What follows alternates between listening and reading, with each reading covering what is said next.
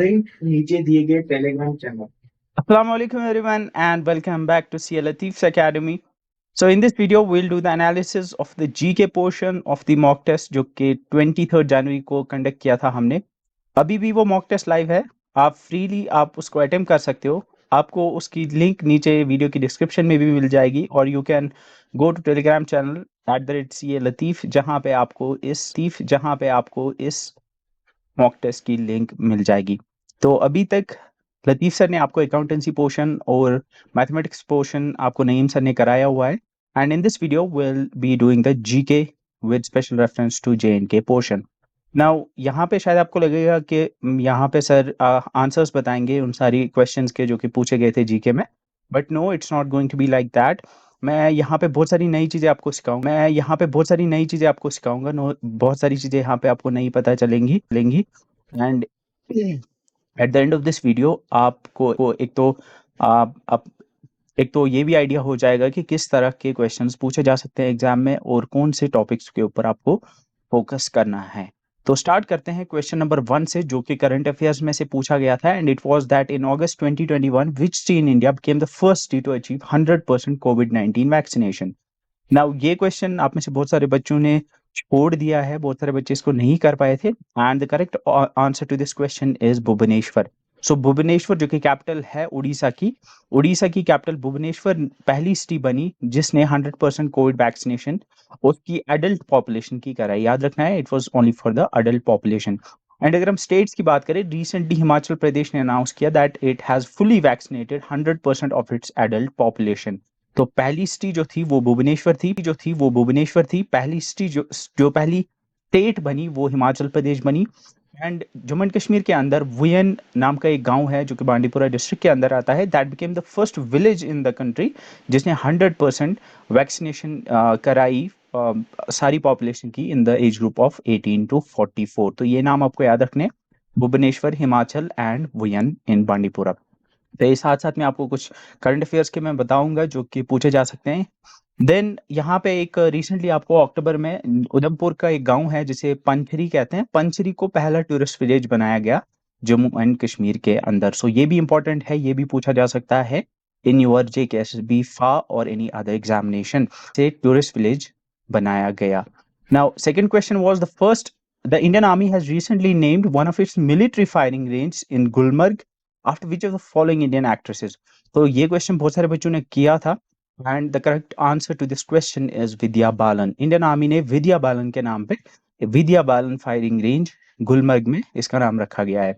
Now, इसके अलावा अगर मैं ऐड करना चाहूँ कुछ तो एज यू नो कि जो गवर्नमेंट है it's celebrating the 75 years of independence और वो आज़ादी का अमृत महोत्सव नाम से इसको सेलिब्रेट कर रही है एंड इसी को सेलिब्रेट करते हुए जम्मू एंड कश्मीर गवर्नमेंट ने रिसेंटली अनाउंस किया कि ये 75 स्कूल्स और 75 रोड्स को मतलब टोटल 150 इंफ्रास्ट्रक्चर प्रोजेक्ट्स को या स्ट्रक्चर्स को जो सीआरपीएफ या आर्मी या पुलिस के जो मार्टर्स हैं उनके नाम पे उनको रीनेम किया जाएगा। सो ये भी इंपॉर्टेंट है, 75 roads and 75 schools will be renamed after the martyrs from police, army and CRPF.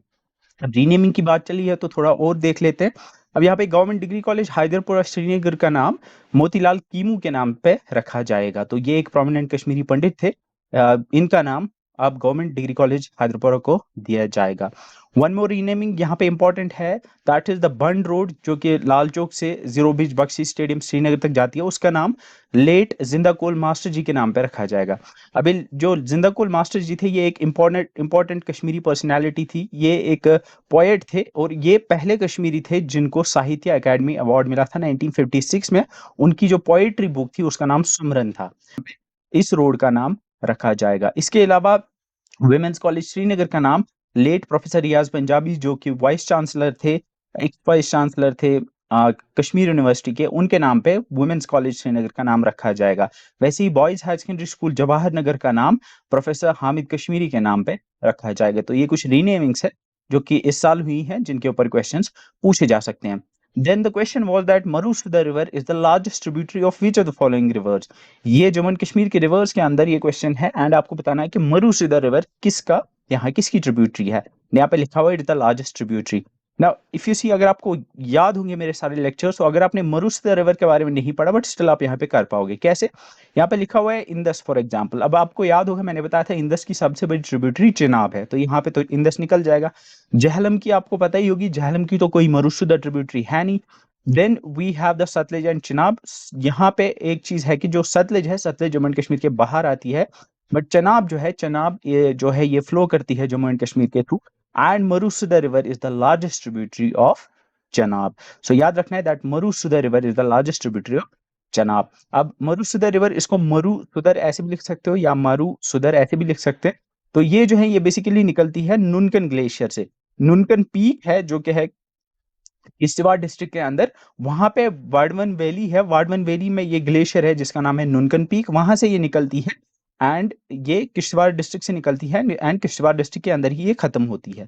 ये एक इंपॉर्टेंट रिवर है Marusudar river, and Marusudar river के ऊपर दो डैम्स बन रहे हैं। One is the Pakal Dul dam and second is the Bursar hydro electric power project. जो पाकलदुल डैम है वो 1000 मेगावाट्स का है एंड जो बुरसर हाइड्रो इलेक्ट्रिक पावर प्रोजेक्ट है वो 800 मेगावाट का है। ये अंडर कंस्ट्रक्शन है अभी इस मरुसुदर रिवर के ऊपर। अगर हम चेनाब की बात करें जिसकी ये ट्रिब्यूटरी है, याद रखना ये लार्जेस्ट ट्रिब्यूटरी है चेनाब की, मारूसुदर रिवर।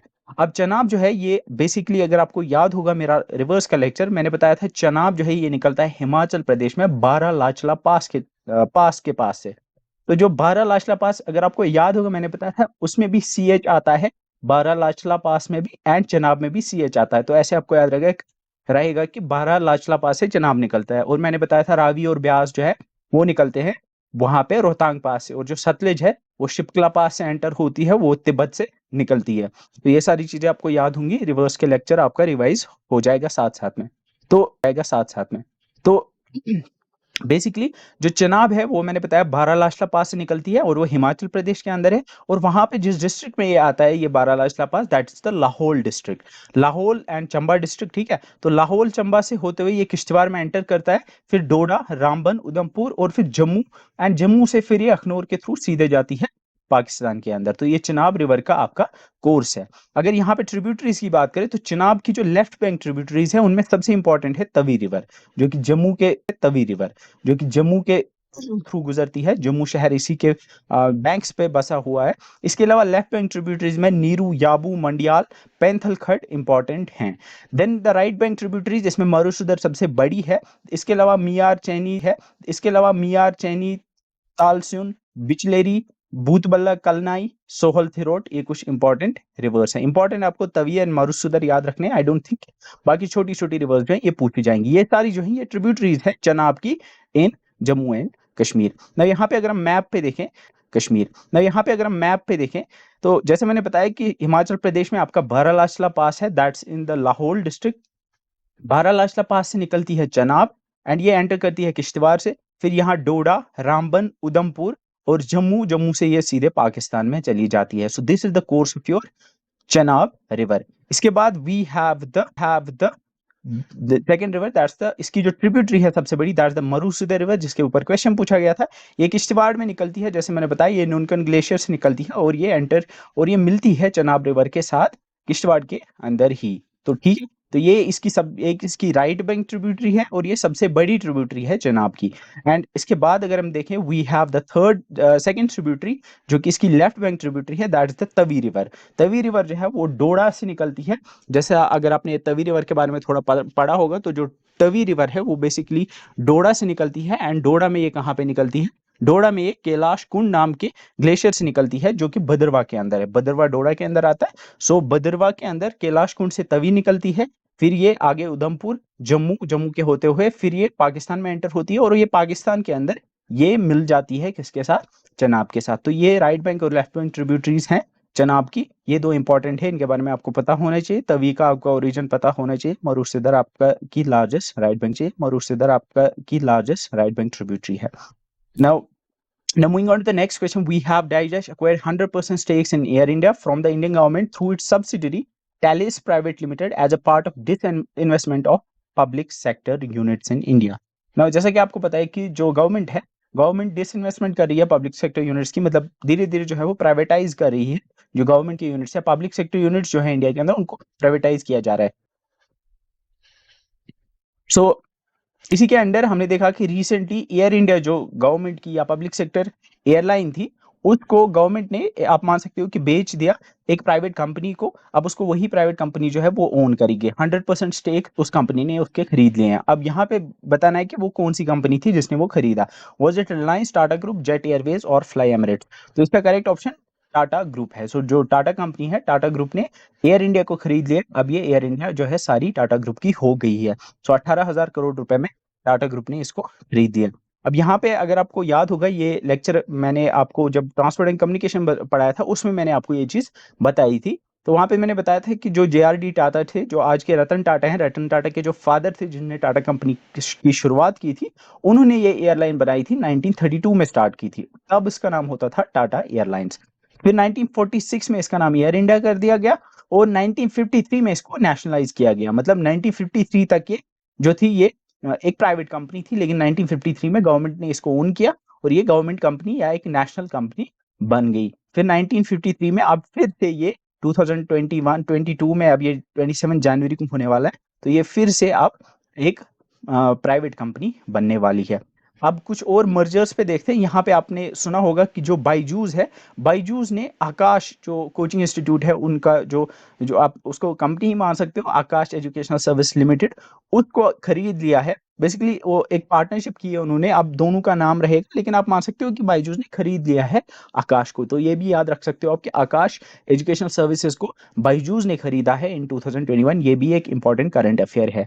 इसके अलावा टाटा डिजिटल ने बिग बास्केट को खरीदा। बिग बास्केट एक ऑनलाइन ग्रोसरी स्टोर है या ग्रोसरी सेलर है, आपने देखा होगा। बिग बास्केट से आप ग्रोसरी खरीद सकते हो ऑनलाइन, उसको खरीदा है टाटा डिजिटल ने। तो ये भी करंट अफेयर में पूछा जा सकता है। अब next question was which of the following is the capital city of newly formed Dadra and Nagar Haveli and दामन एंड दीव यूनियन टेरिटरी? अब अगर आपको याद होगा 2019 में आई थिंक और 2020 में दो यूनियन टेरिटरीज, एक यूटी थी Dadra and Nagar Haveli, second was the दामन एंड दीव। तो इन दो को मर्ज किया गया और इन दोनों को एक ही यूनियन टेरिटरी बनाया गया जिसका नाम रखा गया दादरा एंड नागर हवेली एंड दामन एंड दीव यूनियन टेरिटरी। तो ये बड़ा सा नाम अब एक ही यूटी का है। अब आपको बताना था कि इसकी कैपिटल सिटी कौन सी रही। अब अगर आपको याद होगा, जो पहले दादरा एंड नागर हवेली हुआ करती थी उसकी कैपिटल हुआ करती थी सिलवासा। दामन एंड दीव की हुआ करती थी कैपिटल दामन। अब जब इनका मर्जर हुआ तो अब इनकी कैपिटल जो है वो दामन है। So Daman would be the correct option. Daman is the new capital of Dadra and Nagar Haveli and दामन एंड दीव। लेकिन अगर इस पूरे में देखें तो सबसे बड़ी सिलवासा सिटी है, लेकिन दामन जो है वो कैपिटल बनाई गई इसकी दादरा एंड नागर हवेली एंड दामन एंड दीव यूटी की। अब क्योंकि पॉलिटिकल डिविजन ऑफ इंडिया आपके सिलेबस में है, तो आपको कैपिटल्स पे क्वेश्चन पूछा जा सकता है। ये बहुत बहुत इंपॉर्टेंट है, क्या आपको कैपिटल्स पता होनी चाहिए। सो लद्दाख की कैपिटल लेह बन गई, जम्मू एंड कश्मीर की श्रीनगर एंड जम्मू, ये आपको पता है। हिमाचल प्रदेश की शिमला है। अब यहाँ पे हरियाणा, पंजाब और चंडीगढ़, चंडीगढ़ जो यूनियन टेरिटरी है, इन तीनों की कैपिटल चंडीगढ़ में है। So Punjab, Haryana and UT and Haryana and Chandigarh, इनकी कैपिटल चंडीगढ़ के अंदर है। उत्तराखंड की आपको पता है देहरादून के अंदर है। दिल्ली की कैपिटल न्यू दिल्ली है। राजस्थान की कैपिटल जयपुर है। उत्तर प्रदेश की लखनऊ है। बिहार की पटना आपको पता ही होगा। गुजरात की गांधीनगर है। MP की भोपाल है। झारखंड की रांची है। छत्तीसगढ़ की रायपुर है। वेस्ट बंगाल आपको पता ही होगा कोलकाता है।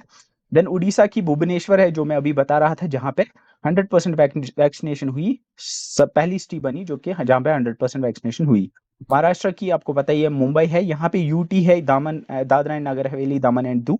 तो यहाँ पे बेसिकली थोड़ा सा यहाँ पे है, थोड़ा सा उसका यहाँ पे, उसकी कैपिटल दामन है। नीचे चलते हैं। आपको पता ही होगा कि आंध्र प्रदेश और तेलंगाना एक ही हुआ करते थे और इनकी कैपिटल जो थी वो हैदराबाद हुआ करती थी, लेकिन हैदराबाद जो है वो तेलंगाना के अंदर आता है अब। तो अब इन्होंने क्या किया, आंध्र प्रदेश अपनी नई कैपिटल बना रहा है जिसका नाम है अमरावती। तो आंध्र की कैपिटल अब अमरावती होने वाली है एंड तेलंगाना की हैदराबाद है, जो कि पहले आंध्र प्रदेश की थी। गोवा की capital is Panaji and then अगर कर्नाटक की बात करें, इसकी कैपिटल है बेंगलुरु, जिसकी मैं अक्सर बात करता रहता हूँ, ट्रिक्स में मैं बताता रहता हूँ।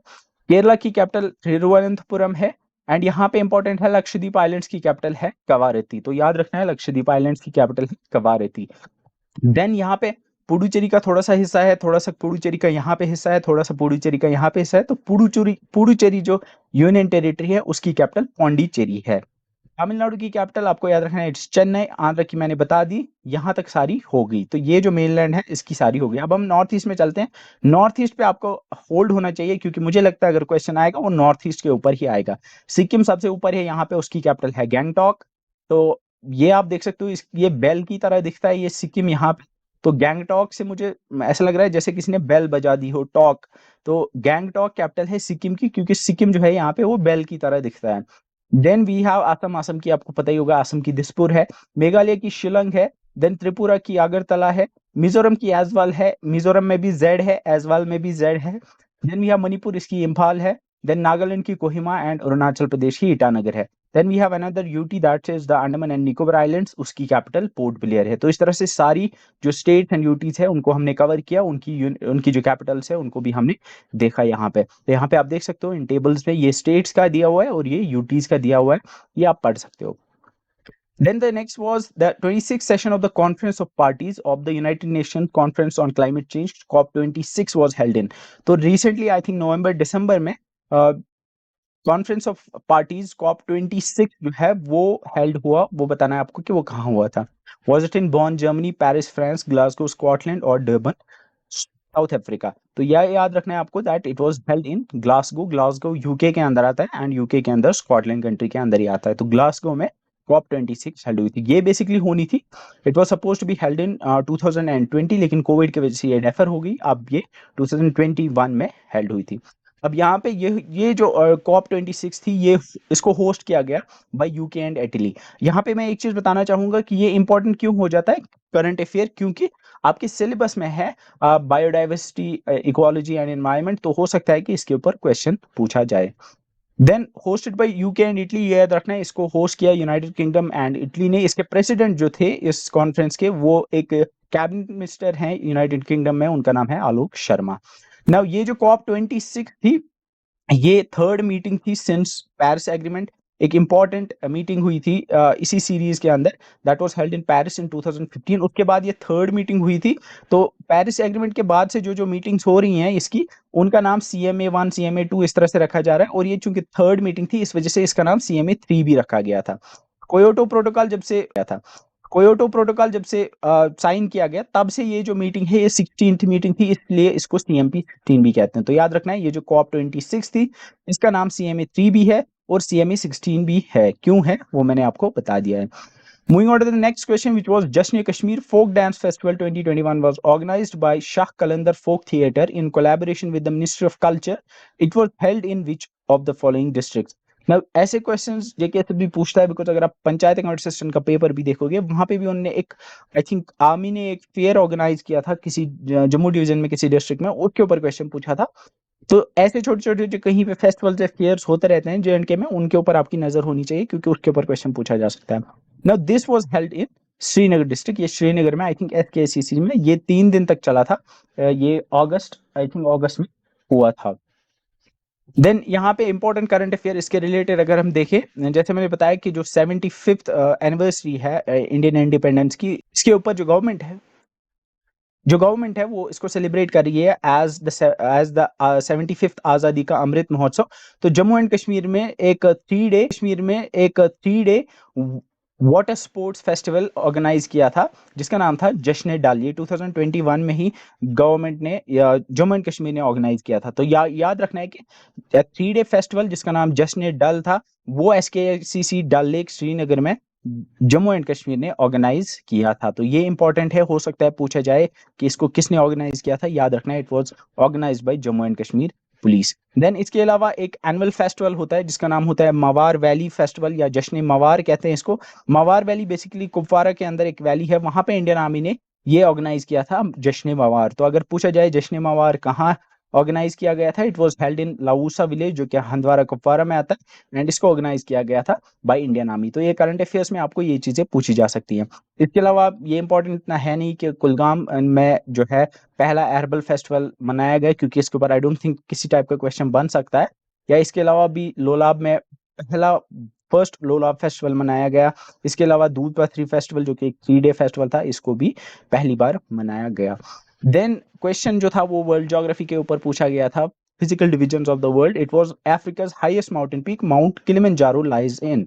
तो ये क्वेश्चन मैंने आपको पढ़ाया था कि माउंट किलिमंजारो जो है वो सबसे हाईएस्ट पीक है अफ्रीका की, बट आई डोंट थिंक शायद मैंने बताया था कि वो कौन सी कंट्री के अंदर है। तो ये आपको याद रखना है दैट इट्स इन तंजानिया। तो ये तंजानिया के अंदर हाईएस्ट माउंटेन पीक है माउंट किलिमंजारो, जो अफ्रीका की हाईएस्ट पीक है। अब हम देखते हैं सारी कॉन्टिनेंट्स के। यहाँ पे एशिया की सबसे हाईएस्ट पीक जो है वो है माउंट एवरेस्ट, जो कि वर्ल्ड की हाईएस्ट पीक है, एंड इट्स इन नेपाल, ये याद रखना है। ऑस्ट्रेलिया की सबसे बड़ी पीक जो है, सबसे हाईएस्ट पीक जो है, दैट्स माउंट कोजिस्को। माउंट कोजिस्को जो है वो है ऑस्ट्रेलिया के अंदर, न्यू साउथ वेल्स के अंदर। कंट्री तो एक ही है, न्यू साउथ वेल्स स्टेट है, वहां पे ये है। अगर यूरोप की बात करें, यूरोप में सबसे हाईएस्ट पीक जो है दैट्स माउंट एल्ब्रस। याद रखना है mount Elbrus is the highest mountain peak in Europe. और जो ये माउंट एल्ब्रस है ये आती है किस रेंज में, ठीक है, कैकसस, कैकसस रेंज में। तो यहाँ पे हिमालय में आती है माउंट एवरेस्ट, कैकसस रेंज में आती है ये माउंट एल्ब्रस माउंटेन पीक। तो ये रशिया के अंदर है, ये भी आपको याद रखना है। अफ्रीका के अंदर मैंने बताया आपको माउंट किलिमंजारो है, ये तंजानिया के अंदर आती है। एंटार्क्टिका के अंदर जो हाईएस्ट पीक है दैट्स माउंट विंसन मैसिव, ये भी आपको याद रखना है। वहां पे जो माउंटेन रेंज है उसका नाम है एल्सवर्थ माउंटेन्स। एल्सवर्थ माउंटेन्स के अंदर विंसन मैसिव माउंटेन पीक है। जो साउथ अमेरिका है, साउथ अमेरिका के अंदर है माउंट एकोनकागुआ, जैसे मैंने आपको बताया था कि ये आती है एंडीज माउंटेन रेंज के अंदर, एंड वहां पे अर्जेंटीना कंट्री के अंदर ही आता है। तो कंट्रीज आपको याद रखनी है, माउंटेन रेंजेस आपको याद रखनी है, और माउंटेन पीक्स भी आपको याद रखनी है कि हाईएस्ट कौन सी है, किस रेंज में आती है, कौन सी कंट्री में आती है। इसके अलावा अगर नॉर्थ अमेरिका की बात करें, नॉर्थ अमेरिका में जो हाईएस्ट पीक है that's called as the Denali peak. Denali peak को हम माउंट मैकिनली भी कहते हैं, ये मैंने आपको बताया हुआ है। और ये आती है अलास्का के अंदर। अलास्का चूंकि पार्ट है यूएसए का, तो ये यूएसए के अंदर आती है। ये जो जिस रेंज में आती है उसको हम अलास्का रेंज कहते हैं। तो ये आपको याद रखना है कि कौन सी पीक कौन सी रेंज में आती है और कौन सी कंट्री में लाई करती है in the Alaska mountain range. Next question is match the following countries with your Capitals. Now political divisions of the world चूंकि दिया हुआ है, तो कैपिटल्स के ऊपर क्वेश्चन तो बनता ही है। तो यहाँ पे था Austria, Belgium, Bulgaria and Finland. Capitals हैं Brussels, Vienna, Helsinki and Sofia. तो अगर आपको थोड़ा थोड़ा आइडिया किसी ने कहीं पे पढ़ा होगा, अगर याद रहा होगा, तो ऑस्ट्रिया की कैपिटल वियना जो है, अक्सर ये पढ़ते रहते हैं हम। तो ऑस्ट्रिया की कैपिटल वियना है, so one would go with two. ऐसे ही अगर किसी ने कोऑपरेटिव सोसाइटी का एग्जाम दिया होगा, तो वहां पे हमने पढ़ा था कि जो आई थिंक जो इंटरनेशनल कोऑपरेटिव अलायंस है उसका हेडक्वार्टर शायद ब्रुसेल्स में है, और वहां पे हमने पढ़ा था कि वो ब्रुसेल्स कैपिटल है बेल्जियम की। सो बेल्जियम की कैपिटल ब्रुसेल्स है, so one will go with to. Belgium की कैपिटल है ब्रुसेल्स, बुल्गारिया की कैपिटल है सोफिया, एंड फिनलैंड की कैपिटल है हेल्सिंकी। तो ये चार जो हैं ये आपको याद होनी चाहिए। ऑस्ट्रिया की कैपिटल वियना है, बेल्जियम की कैपिटल ब्रुसेल्स है, बुल्गारिया की सोफिया है, फिनलैंड की कैपिटल हेल्सिंकी है। तो यहाँ पे अगर आप देखोगे, यहाँ पे वियना है, ये यूरोप में, सॉरी ऑस्ट्रिया है, ऑस्ट्रिया की कैपिटल वियना है। यहाँ पे ये बेल्जियम है जिसकी कैपिटल आपको ब्रुसेल्स दिख रही है। यहाँ नीचे आपको बुल्गारिया दिखे, सॉरी बुल्गारिया दिखेगा जिसकी कैपिटल सोफिया है, और यहाँ पे ऊपर आपको फिनलैंड दिखेगा जिसकी कैपिटल हेल्सिंकी है। तो इंपॉर्टेंट यूरोपियन नेशंस, अगर मुझे लगता है क्वेश्चन पूछा जाए तो वो ज्यादातर यूरोपियन नेशंस में भी पूछा जाता है कैपिटल्स में। तो यहाँ पे नॉर्वे की कैपिटल आपको याद रखनी है, इट्स ओस्लो। स्वीडन की कैपिटल स्टॉकहोम है। यहाँ पे इंपॉर्टेंट है वी हैव लाइक, यहाँ पे पोलैंड की कैपिटल आपको पता होनी चाहिए, इट्स वॉर्सो। यूक्रेन की कीव कैपिटल है। टर्की की कैपिटल अंकारिया है। रोमानिया की कैपिटल बुचारेस्ट है। वैसी बुल्गारिया मैंने बता दिया। ग्रीस की कैपिटल एथेंस है। इटली की कैपिटल रोम है। सर्बिया की कैपिटल बेलग्रेड है। हंगरी की कैपिटल बुडापेस्ट है। ऐसे ही यहाँ पे आपने सुना होगा चेक रिपब्लिक की कैपिटल प्राग है। चेक रिपब्लिक की कैपिटल प्राग है। जर्मनी की कैपिटल बर्लिन है। ऐसे ही फ्रांस की कैपिटल पेरिस है। वैसे ही स्पेन की कैपिटल मैड्रिड है। यूके की लंदन है। नेदरलैंड्स की एम्स्टरडेम है। बेल्जियम मैंने बताया ब्रुसेल्स है, और आयरलैंड की कैपिटल डुबलिन है। तो यहाँ पे इसको आप पढ़ सकते हो, शायद आपके दिमाग में बैठ जाए। तो अगर इसके ऊपर क्वेश्चन है तो आप इसको देख सकते हो। ऐसे ही ऊपर आइसलैंड है, तो ये भी आप देख सकते हो। Next question was which of following is are the right bank tributaries of Brahmaputra river. तो यहाँ पे ब्रह्मपुत्र रिवर के ऊपर पूछा गया था, तो आपको बताना था कि कौन कौन सी इसमें से राइट बैंक ट्रिब्यूटरी है ब्रह्मपुत्र की।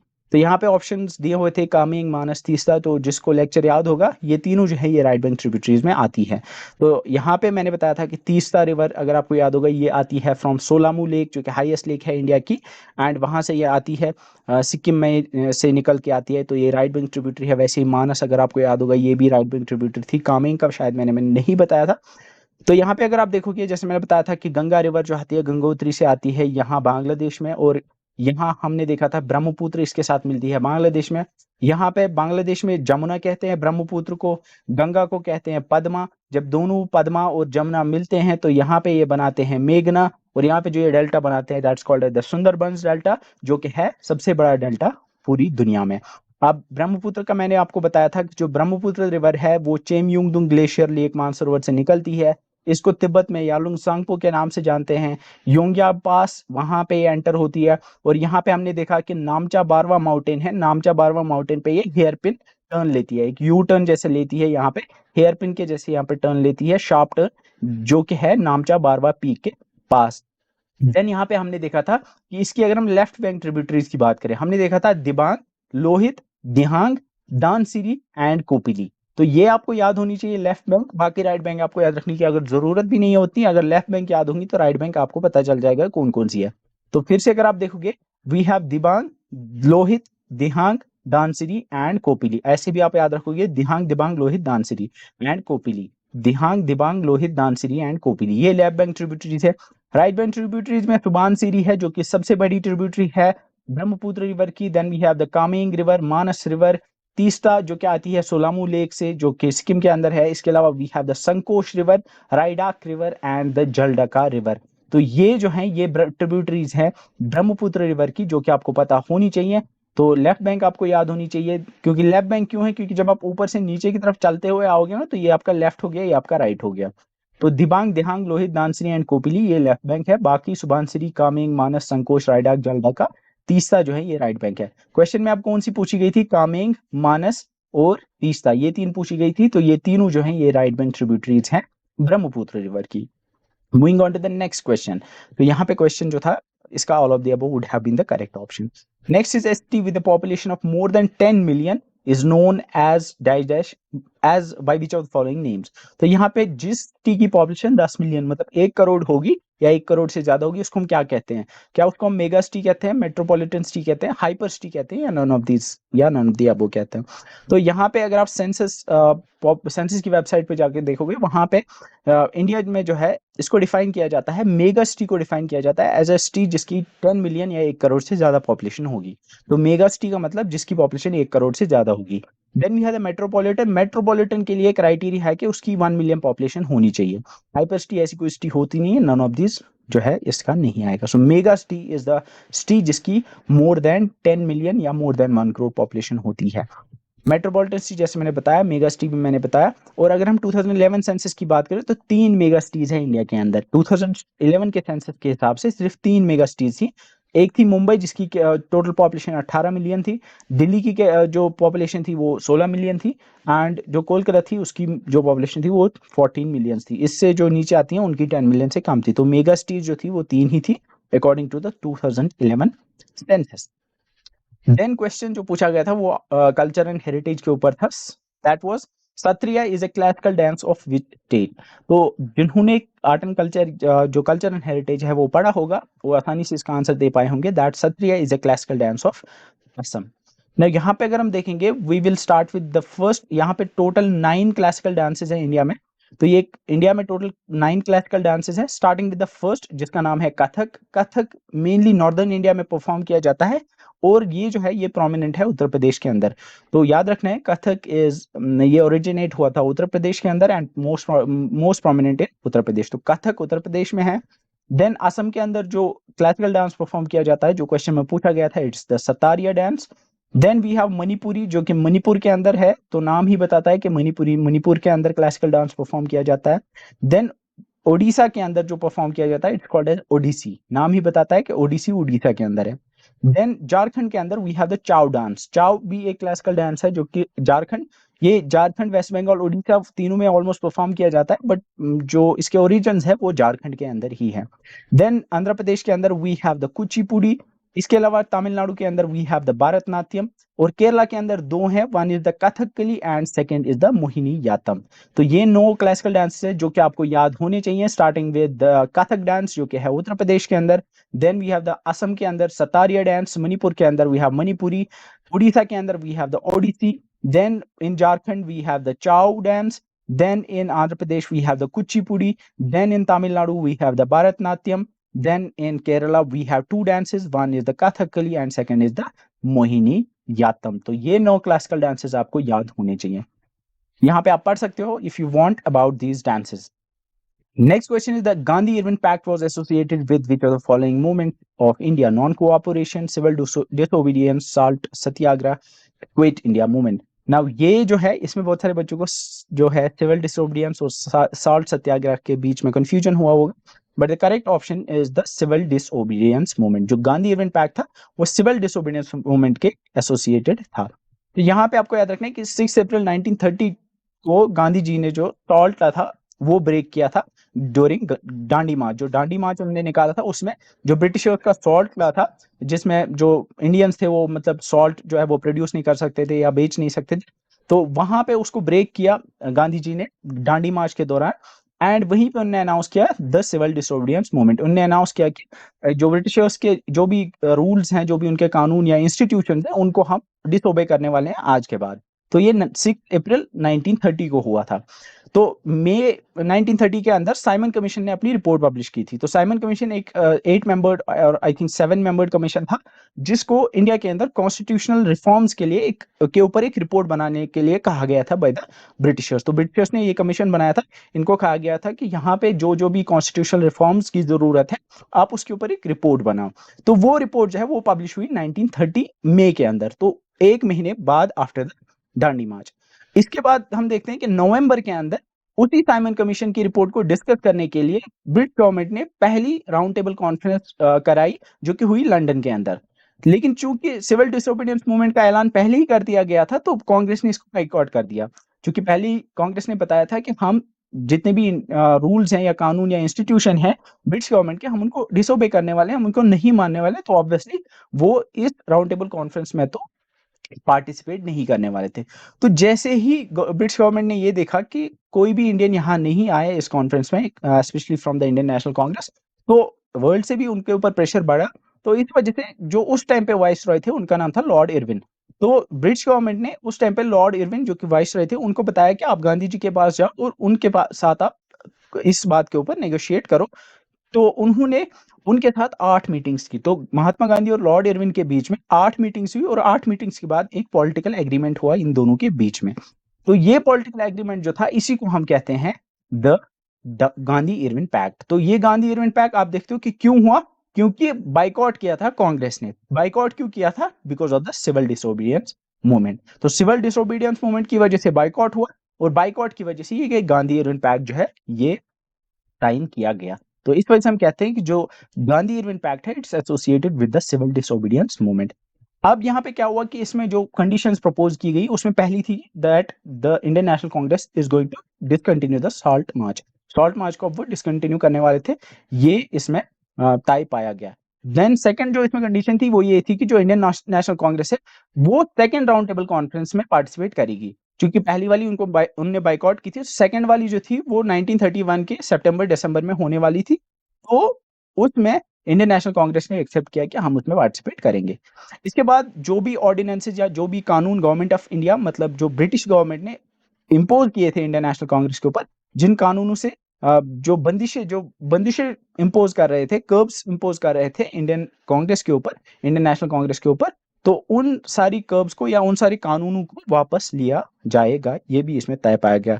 इसके अलावा withdrawal of prosecutions related several type of political offences, मतलब जो रॉवलेट एक्ट था जिसमें बहुत सारे जो जिन्होंने पॉलिटिकल ऑफेंसेस किए थे इंडिया में, जो इंडियंस थे जिन्होंने ऑफेंसेस किए थे ब्रिटिश गवर्नमेंट की नज़र में, उनको सबको विड्रॉ किया जाएगा. उनके ऊपर जो भी लीगल प्रोसीडिंग्स हो रही थी उनको विड्रॉ किया जाएगा, एक्सेप्ट दोज जिन्होंने वायलेंस किया होगा. तो गांधी जी ने उस टाइम पे लॉर्ड इरविन के साथ इसमें बात की थी भगत सिंह को छुड़ाने के लिए, क्योंकि उस टाइम पे जेल में थे, लेकिन उन्होंने चूंकि वायलेंस किया था तो इस वजह से उनको नहीं छोड़ा गया. इसके बाद जो भी प्रिजनर थे जो पार्टिसिपेट करने के लिए जिनको सॉल्ट मार्च के दौरान अरेस्ट किया गया था उनको छोड़ा जाएगा. And the 6th one was कि जो टैक्स सॉल्ट के ऊपर लगाया गया था उसको हटाया जाएगा और इंडियंस को अब सॉल्ट प्रोड्यूस करने उसको ट्रेड करने की इजाजत दी जाएगी. तो ये गांधी इरविन पैक्ट के बारे में कुछ इन्फॉर्मेशन थी जो कि आपके लिए हेल्पफुल हो सकती है for your exam. Next was where is the headquarter of south central railway located. Now ये क्वेश्चन जो था ये मैंने पढ़ाया हुआ है and the correct answer to this question is Secunderabad. Now if you see we have total 18 railway zones in India और 18 के हेडक्वार्टर्स आपको पता होने चाहिए। मैंने बताया था आपको कि सबसे पहला जो आपको याद रखना है कि सेंट्रल जो है, सेंट्रल का हेडक्वार्टर है मुंबई के अंदर। देन मैंने बताया कि नॉर्थ में सबसे बड़ी सिटी जो है वो दिल्ली है। यहाँ आपको ईस्ट में जो दिखती है वो कोलकाता है, नीचे आपको चेन्नई मतलब साउथ में चेन्नई, और वेस्ट में आपको मुंबई दिखती है। तो इस वजह से हम कहते हैं कि वेस्टर्न जो है, वेस्टर्न का भी हेडक्वार्टर महाराष्ट्र मुंबई में है, नॉर्दर्न का आपका दिल्ली के अंदर है, ईस्टर्न का आपका यहाँ कोलकाता में है, और साउदर्न का यहाँ चेन्नई में है। तो ये चार एंड्स पे आपको, चार डायरेक्शंस में यहाँ चार मेगा सिटीज हैं, इनके बारे में इनमें हेडक्वार्टर्स हैं नॉर्थ, वेस्टर्न, साउदर्न और ईस्टर्न रेलवे जोन्स के। देन उसके बाद अगर हम देखें, ये नॉर्थ है और ये ईस्ट है, इसके बीच में नॉर्थ ईस्ट है, तो नॉर्थ ईस्ट का यहाँ कहीं पे होना चाहिए था, यहीं पे है। यहाँ पे एक सिटी है जिसका नाम है गोरखपुर, जो यूपी के अंदर है, वहां पे नॉर्थ ईस्ट का हेडक्वार्टर। नॉर्थ ईस्ट ये नहीं है, याद रखना है कि नॉर्थ ईस्ट के लिए अलग रखा गया है जिसका नाम है नॉर्थ ईस्ट फ्रंटियर, जिसकी जो हेडक्वार्टर है वो है गुवाहाटी के अंदर, असम में। वो हम बाद में देखेंगे, अभी के लिए आप याद रखो नॉर्थ ईस्ट का हेडक्वार्टर यहाँ गोरखपुर के अंदर है। देन साउथ ईस्ट का अगर हम देखें, साउथ ईस्ट चूंकि ये इन दो के बीच में आना चाहिए था, लेकिन साउथ ईस्ट का इनने कलकत्ता में रखा हुआ है। देन अगर यहाँ देखिए, ये साउथ है ये वेस्ट है, तो साउथ वेस्ट का अगर देखोगे, साउथ वेस्ट का यहाँ कर्नाटक में एक सिटी है जिसका नाम है हुबली, हुबली के अंदर हेडक्वार्टर है। देन अगर यहाँ देखोगे आप वेस्ट और नॉर्थ के बीच में, मतलब नॉर्थ वेस्टर्न, तो यहाँ बीच में आपको राजस्थान दिखता है। राजस्थान में सबसे बड़ी सिटी जो है जयपुर है, तो जयपुर में नॉर्थ वेस्टर्न का हेडक्वार्टर है। देन ईस्ट कोस्ट पे अगर आप देखोगे, ईस्ट कोस्ट पे यहाँ दो हेडक्वार्टर्स है। एक तो है east coast headquarter, east coast railway zone का हेडक्वार्टर वो है भुवनेश्वर उड़ीसा में, और यहाँ पे है साउथ कोस्टल, साउथ कोस्टल जो है वो विशाखापट्टनम में है। तो यहाँ दो हैं कोस्टल एरिया में, एक तो है यहाँ पे विशाखापट्टनम जो कि है साउथ कोस्टल का हेडक्वार्टर, और यहाँ है भुवनेश्वर में ईस्ट कोस्ट का headquarter. Then north central, north मतलब ऊपर थोड़ा और थोड़ा बीच में, तो वो यहाँ इलाहाबाद में है, यूपी में। देन अगर साउथ सेंट्रल में देखें तो थोड़ा साउथ में और थोड़ा बीच में, तो यहाँ पे आपको सिकंदराबाद में दिखेगा, जो कि पूछा गया था, जो कि है तेलंगाना के अंदर, हैदराबाद के पास में सिकंदराबाद है। तो सिकंदराबाद जो है वो वहां पे हेडक्वार्टर है साउथ सेंट्रल रेलवे जोन का। देन अगर हम देखेंगे, we have the west central जो कि जबलपुर मध्य प्रदेश में है। इसके अलावा ईस्ट सेंट्रल वो हाजीपुर बिहार में है, यहाँ पे है। देन साउथ ईस्ट सेंट्रल वो यहाँ बिलासपुर छत्तीसगढ़ में है। नॉर्थ ईस्ट फ्रंटियर वो मैंने बताया वो गुवाहाटी के अंदर है। एंड कोलकाता मेट्रो जो है वो है 18 और उसका है कोलकाता के अंदर। अगर आपको याद ना हो, आपको एटलीस्ट कोशिश करनी चाहिए, आपको पहले के 4-5 जो है वो याद होने चाहिए। आपको ये पता होने चाहिए नॉर्थ ईस्ट फ्रंटियर कोलकाता, ये तो याद ही होगा। इसके अलावा ईस्ट कोस्ट और साउथ कोस्ट ये इंपॉर्टेंट है, इन पे क्वेश्चन पूछा जा सकता है, तो ये आपको याद होनी चाहिए।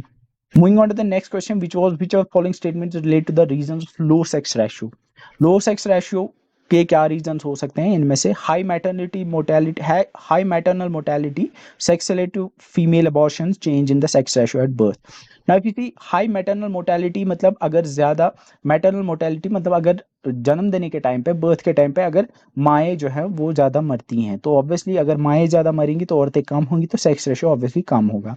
Selective sex selective female abortions, तो ये भी करेक्ट है, इससे भी सेक्स रेशियो कम होगा, चूंकि जब फीमेल अबॉर्शंस कराए जाएंगे, सेक्स सेलेक्टिव मतलब लड़कियों को ज्यादा जो है जैसे आपको पता है कि ज्यादातर लड़कियां जब होती हैं तो उन्हीं का अबॉर्शन किया जाता है, गर्ल का ही यहाँ ज्यादा अबॉर्शन किया जाता है। तो अगर गर्ल चाइल्ड का अबॉर्शन किया जाए, सेक्स सेलेक्टिव फीमेल अबॉर्शन किया जाए, तो उससे भी गर्ल चाइल्ड पॉपुलेशन कम होगी, तो उससे भी सेक्स रेशियो कम होगा। ना यहाँ पे ये जो थर्ड ऑप्शन था, यहाँ पे किसी को कंफ्यूजन हो गई थी ना, ये जो है ये अगर आप सेंसस ऑफिशियल वेबसाइट पे जाओगे, गवर्नमेंट ऑफ इंडिया की सेंसस की वेबसाइट पे, वहां पे आपको ये मिल जाएगा, ये रीजन भी दिया हुआ है। ना change in sex ratio at birth, इसका ये मतलब है कि अगर फॉर एग्जाम्पल जो नेचुरली जो बर्थ होती हैं, अगर हम उसको चेंज ना करें, मतलब जितने मर्द पैदा होने हैं, जितने औरतें पैदा होनी है, मतलब बच्चे जितने भी पैदा होने हैं, मेल और फीमेल, अगर हम वो होने दें, तो यूजुअली क्या होता है कि ऑलमोस्ट वो सेम रहता है, वो सेक्स रेशियो वो 1006 के आसपास एवरेज उसका रहता है। लेकिन चूंकि हम वो सेक्स रेशियो जो है वो चेंज कर देते हैं। कैसे करते हैं कि वो जो सेक्स रेशियो एट बर्थ होना चाहिए था उसको हम चेंज कर देते हैं by sex selective female abortion.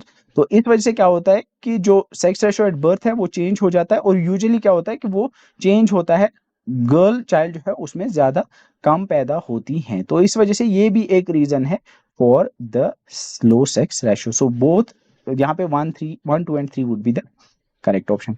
Next question पूछा गया था लेक्स के ऊपर, लेक्स की लोकेशन बतानी थी। Nal Sarovar lake, Sasthamkotta lake, Lonar lake and Kolleru lake.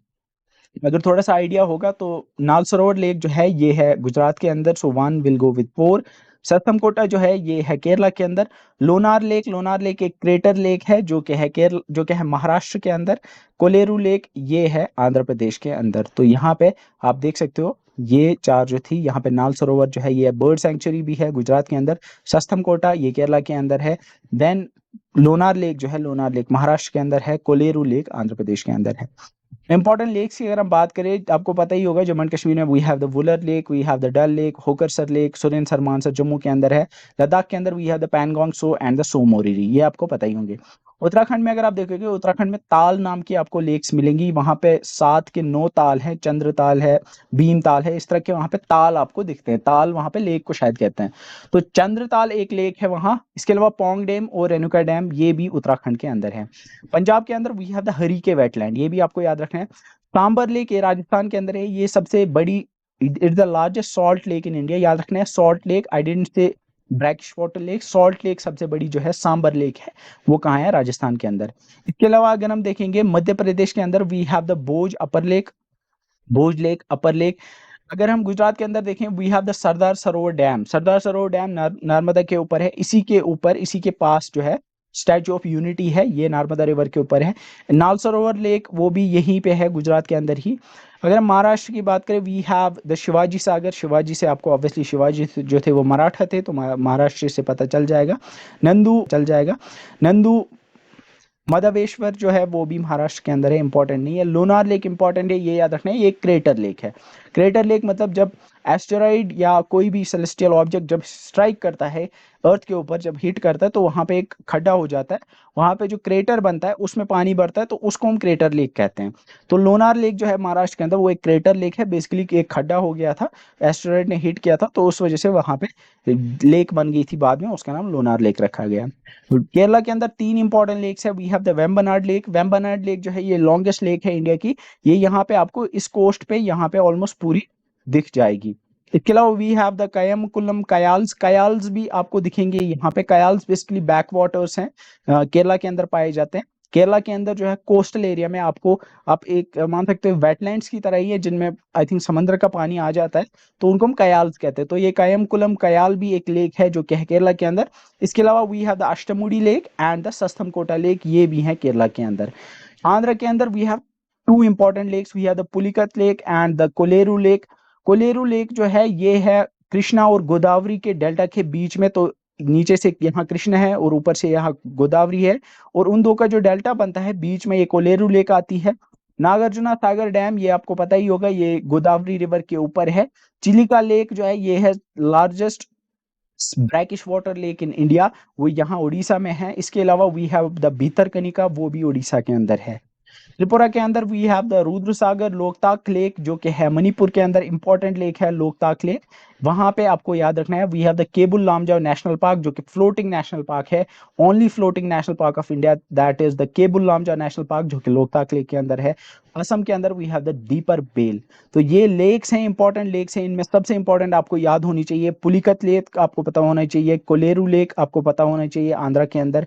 Chilika lake आपको पता होनी चाहिए कि चिलिका लेक जो है वो है उड़ीसा के अंदर। कोलेरू पुलिकत ये भी आपको पता होनी चाहिए। लोकतक मणिपुर ये भी आपको पता होना चाहिए। नागार्जुना सागर ये यहाँ पे तेलंगाना और आंध्र के बॉर्डर पे है, ये भी पता होना चाहिए। वेम्बनाड लेक लॉन्गेस्ट लेक है इंडिया की, ये केरला के अंदर है, ये भी आपको पता होना चाहिए। लोनर लेक ये क्रेटर लेक है, ये भी है महाराष्ट्र के अंदर। इसके अलावा सरदार सरोवर डैम ये मैंने बताया नर्मदा रिवर के ऊपर है, इसी के ऊपर स्टैचू ऑफ यूनिटी है। सांबर लेक ये लार्जेस्ट सॉल्ट लेक है जो कि है राजस्थान के अंदर, ये भी इंपॉर्टेंट है। एंड देन जे.एंड.के की लेक्स का तो आपको पता ही है, वो हम आगे देखेंगे। Next question was Dadesh is the name given to the local winds that blow during hot season in eastern India. They are also called as northwesters. तो यहाँ पे नॉर्थवेस्टर्स किनको कहा जाता है, और ये ब्लो करती हैं कहाँ पे, ईस्ट इंडिया में। तो बेसिकली ईस्ट इंडिया में जब ये विंड्स ब्लो करते हैं तो वहां पे उस टाइम पे बारिशें होती हैं, एंड उनको हम क्या कहते हैं, मैंगो शार्स, लू, काल बैसाखी और चेरी ब्लॉसम। तो अगर आपको याद होगा ईस्ट इंडिया में जो ब्लो करते हैं उनको हम काल बैसाखी कहते हैं। अगर मैप पे देखोगे असम के अंदर जो विंड्स ब्लो करती है, जो बेसिकली जो प्री मॉनसून शावर्स होते हैं, मानसून से पहले वहां पे विंड्स ब्लो करती हैं, लोकल विंड्स होती हैं वो, जिनकी वजह से वहां पे बारिशें होती हैं। उसके और भी रीजंस होते हैं, उनको हम प्री मानसून शावर्स कहते हैं, और उनके अलग अलग स्टेट्स में अलग अलग नाम है। असम के अंदर उनको बरदोली चीड़ा कहते हैं, ये नाम याद रखना है, बरदोली चीड़ा नाम है प्री मानसून शावर्स का। असम के अंदर उनको टी शावर्स भी कहते हैं, क्योंकि असम के अंदर आपको बताइए ट्री प्लांटेशन होती है, तो ये असम के अंदर है। इसके बाद वी हैव द काल बैसाखी, या फिर जिन्हें हम नॉर वेस्टर्स कहते हैं, वो आपको ईस्ट इंडिया में दिखते हैं। मोस्टली आपको वेस्ट बंगाल, उड़ीसा, झारखंड या फिर बिहार के अंदर ये देखने को मिलती हैं। ये भी यहाँ पे बारिश होती है, ये भी एक प्री मानसून शावर है। ये इसको हम काल बैसाखी या नॉर वेस्टर कहते हैं। साउथ में अगर बात करें, साउथ में जो विंड ब्लो करती हैं, लोकल विंड, उनकी वजह से जो बारिशें होती हैं, उनमें एक तो cherry blossom, mango and coffee showers. तो इनको कर्नाटक में चेरी ब्लॉसम कहते हैं। इसी तरह से कर्नाटक, तमिलनाडु और केरला में इनको इन नामों से जाना जाता है, cherry blossom, mango showers and coffee showers. इसके अलावा we have the north India. North India के अंदर लू चलती है, गर्म हवाएं चलती है समर के दौरान, वो भी लोकल विंड है, तो ये आपको पता होनी चाहिए। Then, according to the agriculture report 2019, match the following crops with their largest producing state. Now, ये क्वेश्चन जो था यहाँ पे बताना था लार्जेस्ट प्रोड्यूसिंग स्टेट जो है इन क्रॉप्स की, ज्वार, बाजरा, ग्राउंडनट एंड सोयाबीन। अब यहाँ पे बहुत सारे बच्चे जो है वो कमेंट करते रहते हैं कि सर ये गलत है, ये आपने गलत बताया, ये ना। अगर आप एसएसबी का पेपर देखोगे लास्ट ईयर जो पंचायत एग्जामिनेशन का हुआ था, उसमें उन्होंने लिखा था क्वेश्चन में कि according to the agricultural report 2018, तो वो जो क्वेश्चन पूछा गया था वो इसी एग्रीकल्चर रिपोर्ट 2018 के ऊपर पूछा गया था। अब उसके बाद 2019 की रिपोर्ट आई, 19 के बाद कोई रिपोर्ट नहीं आई है, जैसा मैंने वेबसाइट पर बार बार चेक करके देखा भी था, 19 के बाद रिपोर्ट नहीं आई है। तो जो लेटेस्ट हमारे पास गवर्नमेंट का जो है वो यही है, that's the agriculture report of 2019। अब ये जो रिपोर्ट है, इसमें जो लिखा हुआ है आप ये सर्च भी कर सकते हो, you can find it on the website, और I think agriculture survey report आप सर्च कर सकते हो, आपको मिल जाएगी इंटरनेट के ऊपर। उसमें जो लिखा हुआ है वही आपको याद रखना है। बाकी अगर कोई स्टेट गवर्नमेंट या कोई अनऑफिशियल बताता है, तो आई डोंट थिंक कि वो जो है वो एक रिलायबल सोर्स है। तो उसी के हिसाब से मैंने आपको पढ़ाया भी था, वही आपको याद रखना है। तो यहाँ पे आप पूछा गया था ज्वार, बाजरा, ग्राउंडनट एंड सोयाबीन। अगर आपको याद होगा, ग्राउंडनट मैंने ट्रिक बताई थी कि कोई थे जो कि ग्राउंडनट्स खा रहे हैं, ग्राउंडनट्स खा रहे हैं, कॉटन की शर्ट लगाई हुई है। अगर आपको याद आ गया होगा, मैं मोदी जी की बात कर रहा हूँ, मैंने बताया था, इमेजिन करो मोदी जी कॉटन की शर्ट पहने हुए और ग्राउंडनट्स खा रहे हैं और एक हाथ में सिगरेट है। तो ये तीनों, टोबैको, ग्राउंडनट एंड कॉटन, ये तीनों गुजरात से निकलते हैं। तो groundnut will go with Gujarat, क्योंकि मोदी जी गुजरात से।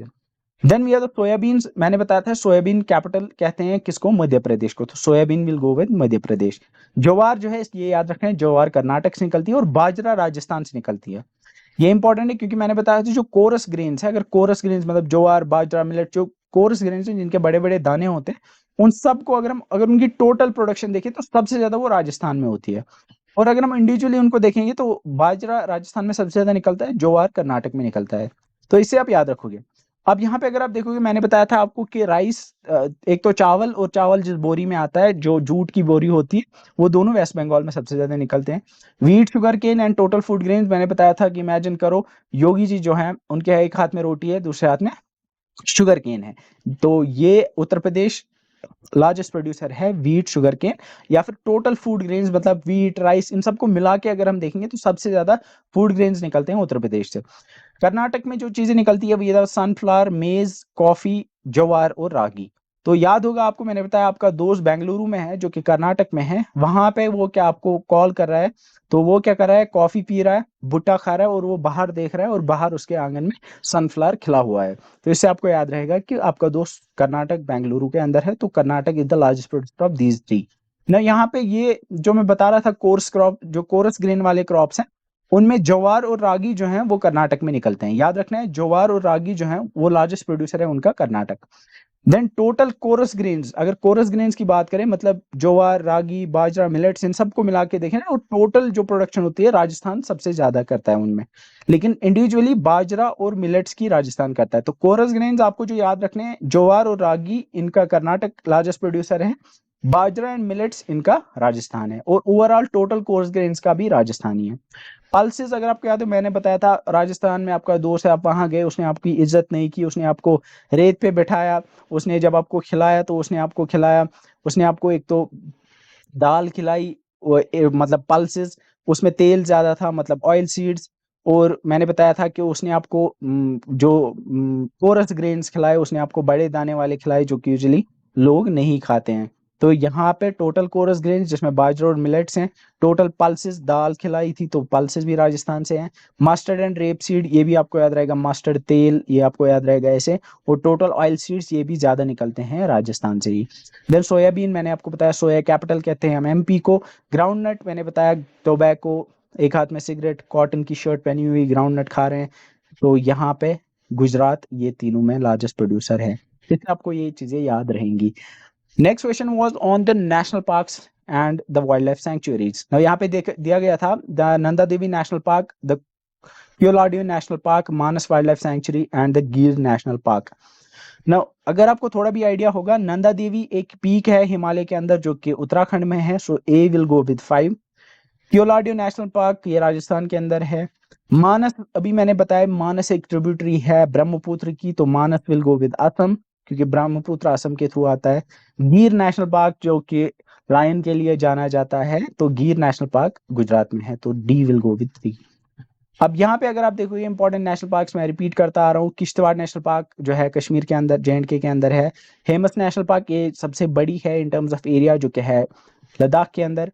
ग्रेट हिमालय जो है ये हिमाचल के अंदर है। Valley of flowers and the Jim Corbett national park, Jim Corbett national park पहली नेशनल पार्क इंडिया की, ये दोनों वैली ऑफ फ्लावर्स और ये पाए जाते हैं उत्तराखंड के अंदर।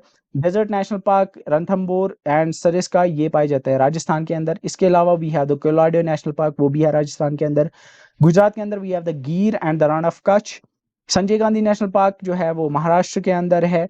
इंपॉर्टेंट जो आपको याद रखनी है उनमें ये है, कर्नाटक के अंदर we have the Bandipur, Bannerghatta and the Nagarhole. Silent valley मैंने आपको बताया था, साइलेंट वैली केरला के अंदर है, वहां पे वो जानवर नहीं पाया जाता, वो छोटा सा कीड़ा जो होता है रात को जो आवाजें निकालता रहता है, इस वजह से इसको साइलेंट वैली नेशनल पार्क कहते हैं। इसके अलावा मैंने आपको इंपॉर्टेंट बताई थी केबुल लामजा नेशनल पार्क, जो मैंने बताया लोकताक लेक मणिपुर में पाई जाती है। काजीरंगा जो कि है वन हॉर्न राइनोसेरोस के लिए इंपॉर्टेंट है, जो कि है असम के अंदर। इसके अलावा we have the Kanchenjunga national park जो कि है सिक्किम के अंदर, क्योंकि कंचनजंगा पीक सिक्किम के अंदर है। दुधवा नेशनल पार्क ये है यूपी के अंदर। दुधवा से मैंने दूध याद दिलाया था, दूध से आपको गाय, गाय से आपको यूपी, योगी जी, और योगी जी से आपको यूपी याद आएगा। तो मैं ये तेज तेज बता रहा हूँ क्योंकि ये सारी चीजें मैंने डिटेल में आपको लेक्चर के दौरान बताई हुई हैं। देन अगर यहाँ पे देखेंगे we have the Namdapha. Namdapha मैंने बताया जो नामचा बारवा है उससे मिलता जुलता है, तो नामचा बारवा एंड नामदफा ये दोनों जो है ये है अरुणाचल प्रदेश के अंदर। ये सारी नेशनल पार्क से अगर चाहो तो इनको पढ़ सकते हो। Moving on to the next question, which are following is an endorheic river of western Rajasthan state that originates in the Pushkar valley of the Aravalli range near Ajmer. Now यहाँ पे क्वेश्चंस में यहाँ पे दिए हुए थे लूनी, नार्मदा, ताप्ती एंड चंबल। अगर थोड़ा आइडिया होगा तो अरावली रेंज आपको पता है राजस्थान के अंदर है। नर्मदा मैंने आपको बताया था, नर्मदा जो है वो अमरकंटक प्लेट्यू मध्य प्रदेश से निकलती है। इसके अलावा अगर आप देखोगे यहाँ पे इंपॉर्टेंट टर्म जो है that is this endorheic river. Now endorheic river क्या होती है? बेसिकली कोई भी रिवर या कोई भी वाटर सोर्स जो कि जिसका डिस्चार्ज किसी ओशन में या किसी रिवर में ना जाता हो उसको हम एंडोरिक रिवर कहते हैं। मतलब उसमें जो पानी है वो सारा इवेपोरेशन या ग्राउंड में सीपेज की वजह से सारा खत्म हो जाता है। उसका पानी जो है वो किसी लेक में नहीं जाता, किसी और सोर्स में नहीं जाता, उसको हम कहते हैं एंडोरिक। तो अब आप ही बताओ इनमें से कौन सा ऐसा रिवर है जिसका पानी किसी लेक, रिवर या ओशन या सी में नहीं जाता, रादर वो इवेपोरेट हो जाता है या फिर ग्राउंड में सीपेज की वजह से नीचे चला जाता है। तो अगर आपको थोड़ा आइडिया होगा, मैंने आपको ये क्वेश्चन बताया था कि एक रिवर है इंडिया के अंदर जो कि राजस्थान यहाँ अरावली से निकलती है और वो रण ऑफ कच्छ में खत्म हो जाती है। क्यों? क्योंकि वो इवेपोरेट हो जाती है वहीं पे। ये एक बहुत ही हॉट इलाका है, यहाँ पे गर्मी बहुत होती है, तो इसमें जो पानी है वो सारा इवेपोरेट होके खत्म हो जाता है या ग्राउंड में सीपेज की वजह से नीचे चला जाता है। तो ये यहाँ तक पहुंच ही नहीं पाती समंदर में, इस वजह से ये जो है ये एक एंडोरिक रिवर है। इंपॉर्टेंट याद रखना है, इट्स एन एंडोरिक रिवर। बाकी मही रिवर मैंने बताया था, ये जो ट्रॉपिक ऑफ कैंसर है उसको 2 बार यहाँ पे क्रॉस करती है। इसके अलावा बाकी जो रिवर्स हैं ये हमने रिवर्स में डिस्कस की हुई है। Next was the Jammu and Kashmir section. यहाँ पे मैंने बताया था the hill streams found in the outer plains of Jammu and Kashmir are called. Outer plains जो जम्मू एंड कश्मीर के अंदर, उनके अंदर जो हिल स्ट्रीम्स पाई जाती हैं उनको हम क्या कहते हैं? Andarwa, Terai, khads and Kandis. Now if you see the Andarwa, ये जो है अंडरवा बेसिकली जो आउटर प्लेन्स हैं जम्मू एंड कश्मीर के उनको हम कहते हैं अंडरवा। जब आप बाहर से आते हो, जब आप जम्मू से मतलब जब आप पंजाब या कहीं बाहर गए होंगे, तो वहां से जब आप एंटर करते हो, you enter through the Kathua district, Kathua Samba फिर जम्मू पहुंचते हो। तो वो जो सारा इलाका है that is the plain area, वो नॉर्दर्न प्लेन्स का पार्ट है। तो वो जो है वो फर्टाइल है बहुत ज्यादा, आरएसपुरा सेक्टर जिसमें आता है, वो सारा जो है जम्मू के जो आरएसपुरा सेक्टर है, या अगर हम देखेंगे कठवा एंड सांबा, वो प्लेन एरिया है एंड वो बहुत फर्टाइल है, और उसको लोकल लैंग्वेज में वहां पे कहा जाता है अंडरवा। सो अंडरवा एंड बजवट, ये दो नाम है, ये उन आउटर प्लेन्स के लिए। बट यहाँ पे पूछा गया है हिल स्ट्रीम्स। हिल स्ट्रीम्स बेसिकली ऐसी स्ट्रीम्स होती हैं, आप देखोगे कि जो प्लेन एरिया में जो स्ट्रीम होती है उसमें आपको इस तरह के पत्थर नहीं दिखेंगे, लेकिन जो थोड़ी पहाड़ी इलाके में होंगे या जहाँ पे थोड़ा सा स्लोप होगा, वहां पे अगर आपको रिवर दिखेगी, उसमें आपको इस तरह के पत्थर दिखेंगे, क्योंकि जो रिवर है वो अपने साथ लेती आती है ये जो रॉक्स हैं ये लेके आएगी अपने साथ। तो ये जो हिल स्ट्रीम्स होती हैं, इनको उन आउटर प्लेन्स में क्या कहा जाता है? तराई। तराई मैंने आपको बताया था, जब हम डिवीजन करते हैं जो ग्रेट इंडियन प्लेन्स हैं उनके, जब हम डिविजन्स करते हैं, तो उनके उनमें जो मैंने आपको बताया था बाबर तराई, अगर आपको याद होगा, तो वहां पे जो जहाँ पे बड़े बड़े, जहाँ पे आपको पानी दिखता है, जहाँ पे वो बेसिकली जो बाबर रीजन में जो ऊपर से रिवर्स आती हैं, बाबर रीजन में वो नीचे चला जाता है पूरा पानी, फिर वो तराई रीजन में ऊपर आता है, तो ये भी नहीं आएगा। Khads is the correct option. Basically khads जो है यही होती हैं हिल स्ट्रीम्स, जो कि outer plains of Jammu and Kashmir में पाई जाती हैं।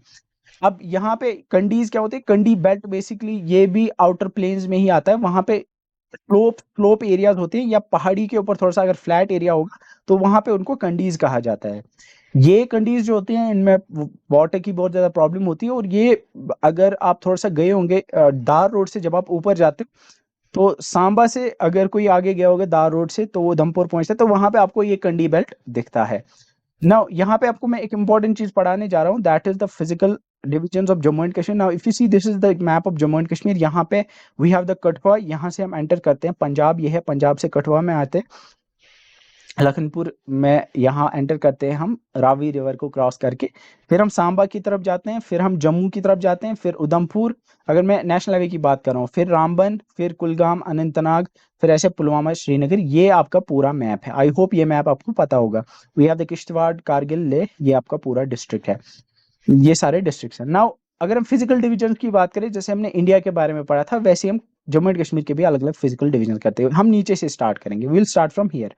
सबसे नीचे अगर आप देखोगे, ये जो रीजन है, द रीजन जो आपको यहाँ दिखता है, द कठवा का ये नीचे वाला रीजन, सांबा और जम्मू का ये आरएसपुरा सेक्टर और ये नीचे का रीजन, ये प्लेन रीजन है, इस वजह से हम इसको कहते हैं द आउटर प्लेन्स। तो पहला फिजियोग्राफिक डिवीजन जो है वो है आउटर प्लेन्स। ना इसके बाद अगर आप देखोगे, यहाँ पे अगर आप थोड़ा आगे जाओगे, कठवा या सांबा या जम्मू का जो रीजन है, ये वाला रीजन, यहाँ से थोड़ी थोड़ी पहाड़ियां स्टार्ट होती हैं, और यहाँ पे आपको छोटी छोटी पहाड़ियां दिखेंगी, जो कि हैं, जब हमने फिजियोग्राफिक, जब हमने हिमालय पढ़ा था, तो फुट हिल्स ऑफ हिमालयस, या जो हिमालयस का जो आउटर पार्ट है, उनको हम कहते हैं शिवालिक्स। तो ये रीजन जो है, ये छोटी छोटी पहाड़ियां हैं, एक छोटी पहाड़ी की रेंज है जिसे हम शिवालिक्स कहते हैं। तो पहले प्लेन्स आते हैं, फिर शिवालिक्स आते हैं, शिवालिक से आपको उधमपुर, जम्मू का रीजन, यहाँ तक आपको ये शिवालिक्स दिखेंगे, इनको हम शिवालिक्स कहते हैं। इसके बाद एक बहुत ही बड़ा माउंटेनियस रीजन स्टार्ट होता है, जिसे हम कहते हैं, जो कि आपका पूरा जो उधमपुर, डोडा, रियासी, राजौरी, पुंछ का रीजन आता है, जब तक कि आपको अगर थोड़ा आइडिया होगा, रामबन, बनिहाल जब आप क्रॉस करते हो, तो ये सारा पहाड़ी इलाका है। जब आप उधमपुर, रामबन, बनिहाल, ये सारा पहाड़ी इलाका है। तो ये जो सारी पहाड़ियां हैं, this range is called as the Pir Panjal range, जो कि मिडल रेंज है हिमालयस की। तो ये सारा जो है ऑलमोस्ट कुलगाम को टच कर जाता है, यहाँ से आपका पुंछ जो रजौरी है वो सारा इसी पीर पंजाल में आ जाएगा। तो पहला फिजियोग्राफिक डिवीजन आउटर प्लेन है, then we have the Shivaliks, then we have the Pir Panjal. जब आप कश्मीर वैली में एंटर करते हो, तो यहाँ पे कुलगाम, अनंतनाग, शोपियान, पुलवामा, गांदरबल, बांडीपुरा, कुपवारा, ये वैली है। So this is your Kashmir valley. ना यहाँ पे उसके बाद आप कश्मीर वैली के अगर बाहर जाओगे, मतलब अनंतनाग के उस तरफ या गांदरबल, बांडीपुरा, जब आप उस तरफ जाओगे, नॉर्थ में जाओगे या फिर इस तरफ ईस्ट में जाओगे, तो यहाँ पे फिर से पहाड़ियां स्टार्ट होती हैं। एंड दिस माउंटेन रेंज जो है, ये सबसे ऊंची माउंटेन रेंज है इनमें सब में से, शिवालिक सबसे छोटी है। ये माउंटेन रेंज जो है, this is your greater Himalayas. तो ये ग्रेटर हिमालयन माउंटेन रेंज है, ठीक है। तो ये जो है, ये आपकी, जब आप अगर लेह लद्दाख जाओगे, तो पहले आपको इसी रेंज के थ्रू जाना होगा। इसके बाद जब हम कारगिल की तरफ जाते हैं, तो उसके बाद आती है जंस्कार रेंज। तो फिर माउंटेन रेंज और एक है जिसे हम जंस्कार रेंज कहते हैं। उसके बाद फिर एक माउंटेन रेंज आती है जिसे आप लद्दाख रेंज कहते हैं। उसके बाद और एक माउंटेन रेंज आती है जिसे आप कारोकोरम माउंटेन रेंज कहते हो, जो कि आपकी लद्दाख के अंदर आती है। तो यहाँ से ग्रेटर हिमालयस जो है वो तो कश्मीर के अंदर है थोड़ी सी, फिर उसके बाद जो है लद्दाख स्टार्ट होता है और वहां पे आपको ज़ंस्कार रेंज, लद्दाख रेंज और कारोकोरम रेंज आती है। अगर आप ये वाला जो अक्साई चीन का रीजन है, अगर आप ये वाला रीजन देखोगे या ये वाला जो आपका नॉर्थ ईस्ट रीजन है लद्दाख का, वहां पे आपको एक फ्लैट टॉप दिखेगा, वहां पे आपको फ्लैट रीजन दिखेगा, वो बेसिकली प्लेट्यू है, उसको हम लद्दाख प्लेट्यू कहते हैं। तो यहाँ से आपको पूरा तिब्बतियन प्लेट्यू है, उसी का ये पार्ट है। तो ये आपके फिजियोग्राफिक डिवीजन है आपकी जम्मू एंड कश्मीर के, यहाँ पे जो आपको याद रखने हैं। सो वील स्टार्ट विद, सबसे पहले आउटर प्लेन्स आते हैं। आउटर प्लेन्स जो है वो आपका जम्मू सांबा कठवा का रीजन है, आरएसपुरा सेक्टर जम्मू का। Then we have the Shivaliks जो कि फुट हिल्स है हिमालयाज के, उसमें आपका जम्मू आएगा। एंड यहाँ पे आपको उसके बाद दिखते हैं द पीर पंजल रेंज, देख सकते हो जो यहाँ पे, ठीक है। Then we have the Kashmir valley, और कश्मीर वैली लाई करती है between the greater Himalaya and the Pir Panjal range. उसके बाद we have the next Zanskar range, फिर और एक रेंज आती है लद्दाख रेंज, फिर और एक रेंज आती है कारोकोरम रेंज, एंड फिर उसके ऊपर आती है Ladakh प्लेटू। Now you might be seeing के ये जो है ये अप टू द स्केल नहीं है, यहाँ पे शायद आपको लगेगा कि कहीं पे आप सर ने पहाड़ियाँ नहीं दिखाई, लाइक यहाँ पे किश्तवाड़ में मैंने ये रफली डायग्राम बनाई है, इनफॉर्मल वे में आपको समझाने की कोशिश की है।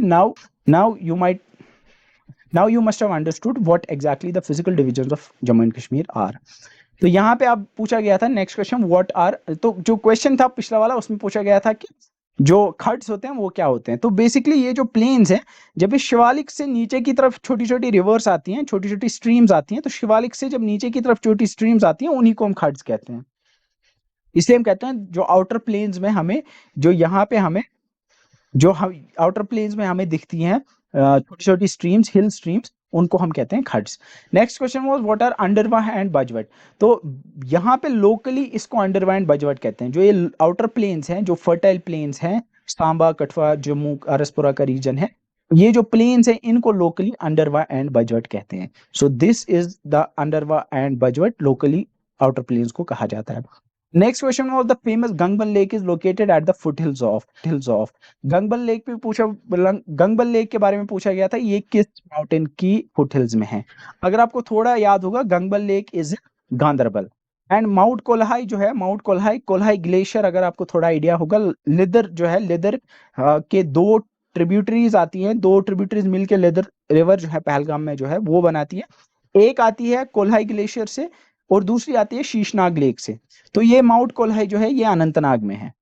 Then we have the mount Harmukh. Harmukh जो है ये, अगर आपको थोड़ा आइडिया होगा, हरमुख भी गांदरबल के अंदर है। तो यहाँ पे माउंट बुरजल है, बुरजल जो है ये कुपवारा के अंदर है। जो रोड हुआ करती थी श्रीनगर से आई थिंक स्कर्दू, या जो पाकिस्तान एडमिनिस्ट्रेटेड कश्मीर है, तो वो इसी बुरजल पास के थ्रू जाती थी, एक इंपॉर्टेंट माउंटेन पास है। तो ये कुपवारा में है, between the Pakistan administered Kashmir and the Indian administered Kashmir. Then we have the mount Afarwat. अगर आपको थोड़ा आइडिया होगा, अफरवट माउंटेन हम कहते हैं, जो गुलमर्ग में माउंटेन है जिसपे गोंडोला चढ़ता है, उस माउंटेन को हम कहते हैं अफरवट। तो यहाँ पे correct option was the mount Harmukh. Gangbal lake mount Harmukh में है। यहाँ पे हम इंपॉर्टेंट लेक्स के बारे में पढ़ेंगे। We will start with Bandipora. Bandipora में दो लेक्स हैं, we have the Wular lake and the Shekhsar lake. Wular lake जो है सबसे बड़ी फ्रेश वाटर लेक है इंडिया की, और ये एक रामसर साइट भी है, आर लिखा हुआ है तो this is Ramsar site.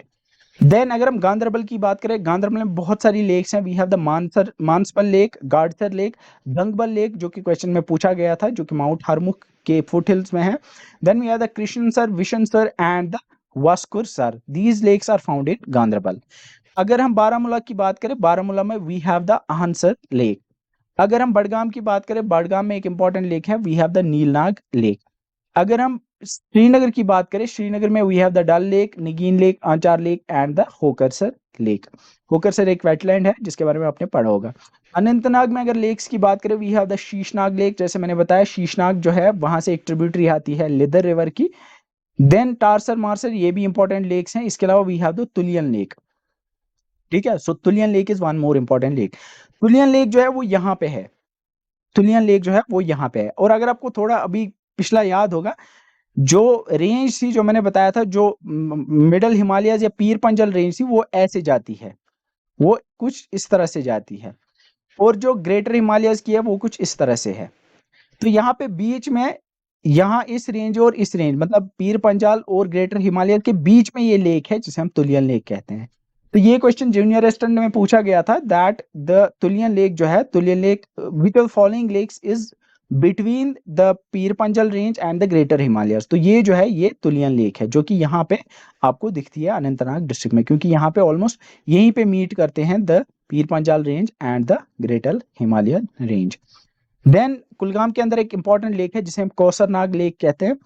We have another lake in Poonch जिसे नीलसर लेक कहते हैं। पुंछ के अंदर आई थिंक 7 लेक्स हैं, ये 7 लेक्स हैं जिनमें से एक है नीलसर लेक। जम्मू के अंदर we have the Mansar and Surinsar lakes जो कि हैं रामसर साइट्स। इसके अलावा पैनगोंग सो जो आपको पता ही होगा, जो कि एक ट्रांसबाउंडरी लेक है जो तिब्बत एंड लद्दाख में आती है। ये जो है पैनगोंग सो, ये एक इंपॉर्टेंट लेक है। And then we have the Tso Moriri जो कि एक रामसर साइट है जो है लद्दाख के अंदर। ये इंपॉर्टेंट लेक्स हैं जम्मू एंड कश्मीर की, जिनके बारे में हम आगे पढ़ेंगे लेक्चर में when will cover the Jammu and Kashmir section. तो इनको आप याद रख सकते हो। इसकी पीडीएफ आपको टेलीग्राम चैनल से मिल जाएगी अगर आप देखना चाहो।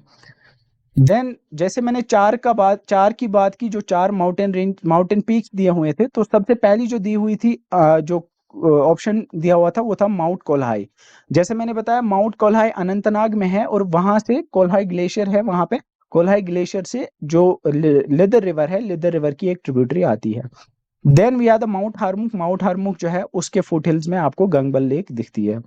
Then we are the Burzil mountain peak जो है वो है कुपवारा में, कुपवारा एंड पाकिस्तान एडमिनिस्ट्रेटिव कश्मीर के बीच में। यहाँ पे बुर्जिल पास है, वो इसी माउंटेन में आता है।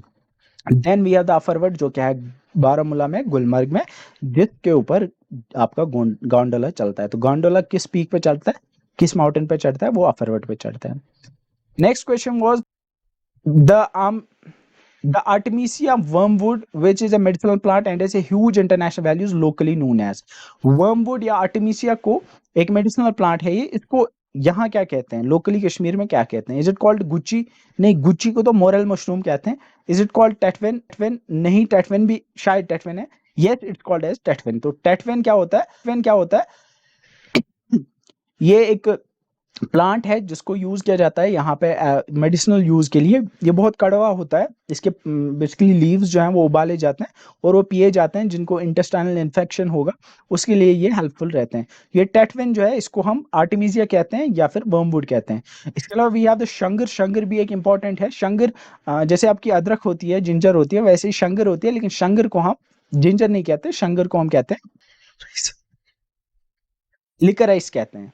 ठीक है, तो शंगर को लिकराइस कहते हैं। द्रीट, ये मैंने ऐसे ही ऑप्शन डाला था, द्रीट नाम की कोई चीज नहीं होती। तो यहाँ पे हम देखेंगे कुछ इंपॉर्टेंट मेडिसिनल प्लांट जो कश्मीर में पाए जाते हैं।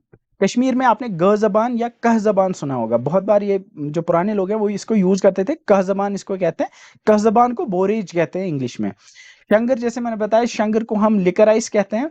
बहिदाना बेसिकली बोह जो है या बमतूठ आपने सुना होगा कश्मीर में जो रहते हैं।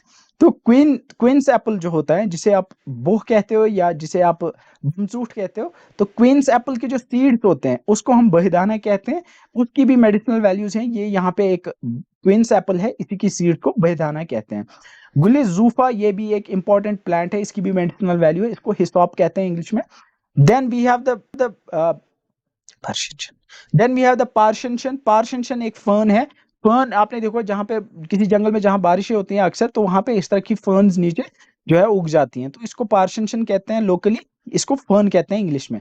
बनफशा, बनफशा का फूल आपने सुना होगा, बनफशा को इंग्लिश में वुड वायलेट कहते हैं, इसकी भी मेडिसिनल वैल्यू है। Then we have the kalonji. Kalonji आपने बहुत बार सुना होगा, जिन्होंने तिब्बी नब्बी के बारे में सुना होगा, तिब्बी नब्बी में किलोंजी का नाम आया हुआ है। तो किलोंजी जो है इसको ब्लैक क्यूमिन कहते हैं। Then we have the kansi. Kansi को चिकरी कहते हैं, तो चिकरी इंग्लिश में कहते हैं, कांसी कहते हैं कश्मीरी के अंदर। तो ये इंपॉर्टेंट मेडिसिनल प्लांट्स है जो कश्मीर में पाई जाती हैं। अगर जम्मू रीजन की बात करें, जम्मू में इंपॉर्टेंट जो मेडिसिनल प्लांट्स पाए जाते हैं, इनमें हरद है। हरद को हम चेब्यूलिक माइरोब्लन कहते हैं। इसके अलावा वी हैव द आंवला। आंवला आपने देखा होगा, आंवला को गूसबेरी या इंडियन गूसबेरी कहते हैं। इसके अलावा वी हैव द अश्वगंधा। आपने बहुत बार सुना होगा, जो आयुर्वेदिक दवाएं आती हैं उनमें अश्वगंधा होता है। अश्वगंधा को इंग्लिश में जिनसेंग कहते हैं। We have another plant that's called as बेंडा। बेंडा को बेलैरिक कहते हैं इंग्लिश में। अर्जुन, अर्जुन को अर्जुनी कहते हैं। बनफशा ये कश्मीर में भी था, इसको वुड वायलेट कहते हैं। गीलो और एक प्लांट है, इसको हार्ट लिविड मोनसीड कहते हैं क्योंकि इसमें जो पत्ते होते हैं वो हार्ट की तरह होते हैं, इसको गीलो कहते हैं locally. Then we have the tulsi. तुलसी आपको पता ही होगा, बहुत इंपॉर्टेंट है। तुलसी आपको कफ सिरप वगैरह में मिलता रहता है, तो इसको होली बेसिल कहते हैं। तो ये कुछ इंपॉर्टेंट मेडिसिनल प्लांट्स थी कश्मीर और जम्मू रीजन की, जिनका बारे में आपको पता होना चाहिए। Moving on to the 25th, we have the famous garden in summer capital of Jammu and Kashmir, also known by the name of Farah Baksh, was built by। तो फरा बख्श को किसने बनाया था? तो फरा बख्श किस गार्डन को कहते हैं? फरा बख्श शालीमार को कहते हैं, और शालीमार को बनाया था जहांगीर ने। सो यहाँ पे इंपॉर्टेंट है, फरा बख्श याद रखना है आपको, इसको फैज बख्श भी कहते हैं। तो correct option would have been Jahangir. Now यहाँ पे वन बाय हम देखेंगे, शालीमार गार्डन को फरा बख्श कहते हैं जिसका मतलब होता है जॉय इम्पार्टिंग, या फैज बख्श जिसका मतलब होता है बाउंटी बेस्टोविंग। इसको बनाया था जहांगीर ने 1619 में। चश्माशाही और एक मुगल गार्डन है जिसको बनाया गया था by emperor Shahjahan in 1632 by Ali Mardan. उसका I think Ali Mardan, I think उसका गवर्नर था शायद, अली मर्दान खान, उसने बनाया था Chashmashahi. Then we have the Nishat garden, इसको आसिफ खान ने बनाया था, जो कि बाई था नूर जहां का, उसने 1633 में इसको बनाया था। ये भी आपको जबरवन हिल्स के फुट में मिलेगा। देन वी हैव द परी महल, इसको जो शाहजहां का बेटा था, सबसे बड़ा बेटा जो था, उसका नाम था दारशको, दारशको ने बनाया था 1650 में। उसके बाद वी हैव द वेरीनाग, जो कि ये तीनों जो, ये चारों जो थे, ये श्रीनगर के अंदर है। वेरीनाग अनंतनाग के अंदर है, इसको बनाया था एम्परर जहांगीर ने बनाया था। उसका इंजीनियर था, उसका नाम था मिर्जा हैदर, उसने बनाया था। इसको 1619 में बनाया गया था।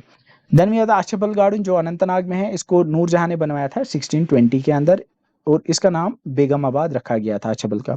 तो यहाँ पे आपको याद रखने हैं, शालीमार बाग इसको बनाया था एम्परर जहांगीर ने, चश्मशाही इसको शाहजहां ने बनवाया था, निशात बाग इसको आसिफ खान ने बनवाया था, परी महल इसको दारशको ने बनाया था, वेरीनाग इसको एम्परर जहांगीर ने ही बनवाया था, एंड अशबल को नूरजहां ने बनवाया था। तो ये इंपॉर्टेंट इन्फॉर्मेशन है regarding the Mughal gardens of Jammu and Kashmir. Then question was NH244 earlier known as NH1B connects। NH244 किसको कनेक्ट करता है? डोमेल एंड कटरा, काजीगुंड, कुलगाम, शोपियान, श्रीनगर, बटोट, डोडा, किश्तवाड़, सिंथनटॉप, खनबल, श्रीनगर और लेह, श्रीनगर एंड लेह। नव ये क्वेश्चन जो है शायद आप में से बहुत सारे बच्चे गलत कर गए हैं। तो यहाँ पे 244 जो है ये कनेक्ट करता है बटोट, डोडा, किश्तवाड़, सिंथनटॉप एंड देन खनबल। अब यहाँ पे मैं आपको बताऊं, इन जो जम्मू एंड कश्मीर है, जम्मू एंड कश्मीर के अंदर ये 10 नेशनल हाईवेज हैं। वी हैव NH1, NH44, ये मेन हाईवेज हैं। अगर आपको याद होगा मेरा लेक्चर, NH1, NH44, फिर उन्हीं के ब्रांचेस है। जैसे NH144 है, 144A है, 244 है, 244A है, 444A है। तो ये जो है ये 3, 4, 5, 6 एंड 7 ये 4 के ब्रांचेस हैं। क्योंकि मैंने बताया था जहां पे भी आपको 3 लेटर्स दिखेंगे, 3 नंबर्स दिखेंगे, 3 डिजिट्स दिखेंगे, तो याद रखना है कि 3 डिजिट्स में से लास्ट के 2 जो हैं वो मेन हाईवे हैं। तो इन सब में लास्ट के 2 डिजिट्स 4 हैं, तो ये 4 के ब्रांचेस है। Then we have the 501, 701 and 701। तो यहाँ पे भी 3 डिजिट्स हैं, तो लास्ट के 2 डिजिट 01 है, मतलब ये भी 1 का ही पार्ट है, नेशनल हाईवे 1 का, ये भी नेशनल हाईवे 1 का, ये भी नेशनल हाईवे 1 का।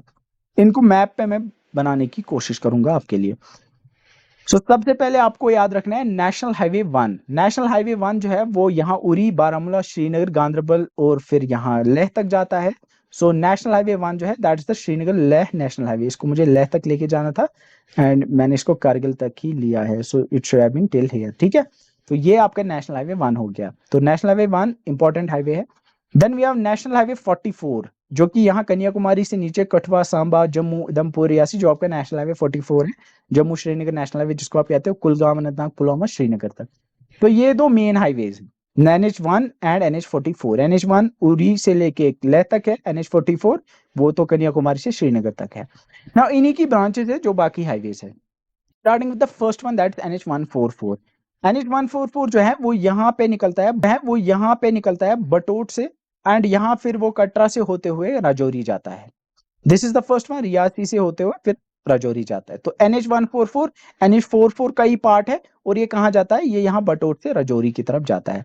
दूसरा उसका है NH144A, वो यहाँ पे इस 144 से मिलता है और आगे फिर यहाँ जम्मू, अखनौर, राजौरी से होते हुए पुंछ जाता है।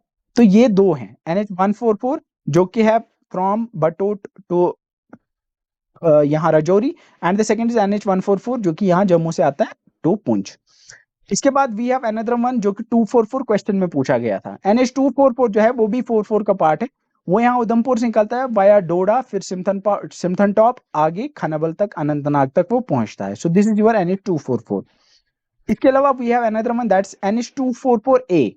NH244A जो है वो बेसिकली रिंग रोड है, जम्मू सिटी से लेके ये निकलता है और ये आगे 244 जो है वो जम्मू से निकलता है और नगरोटा तक जाता है। तो ये रिंग रोड है, याद रखना है। 244 ये यहाँ सिमथन टॉप से होते हुए अनंतनाग खानाबल तक आता है, लेकिन 244 जम्मू के अंदर ही है, जम्मू से नगरोटा तक है, ये रिंग रोड है, ठीक है।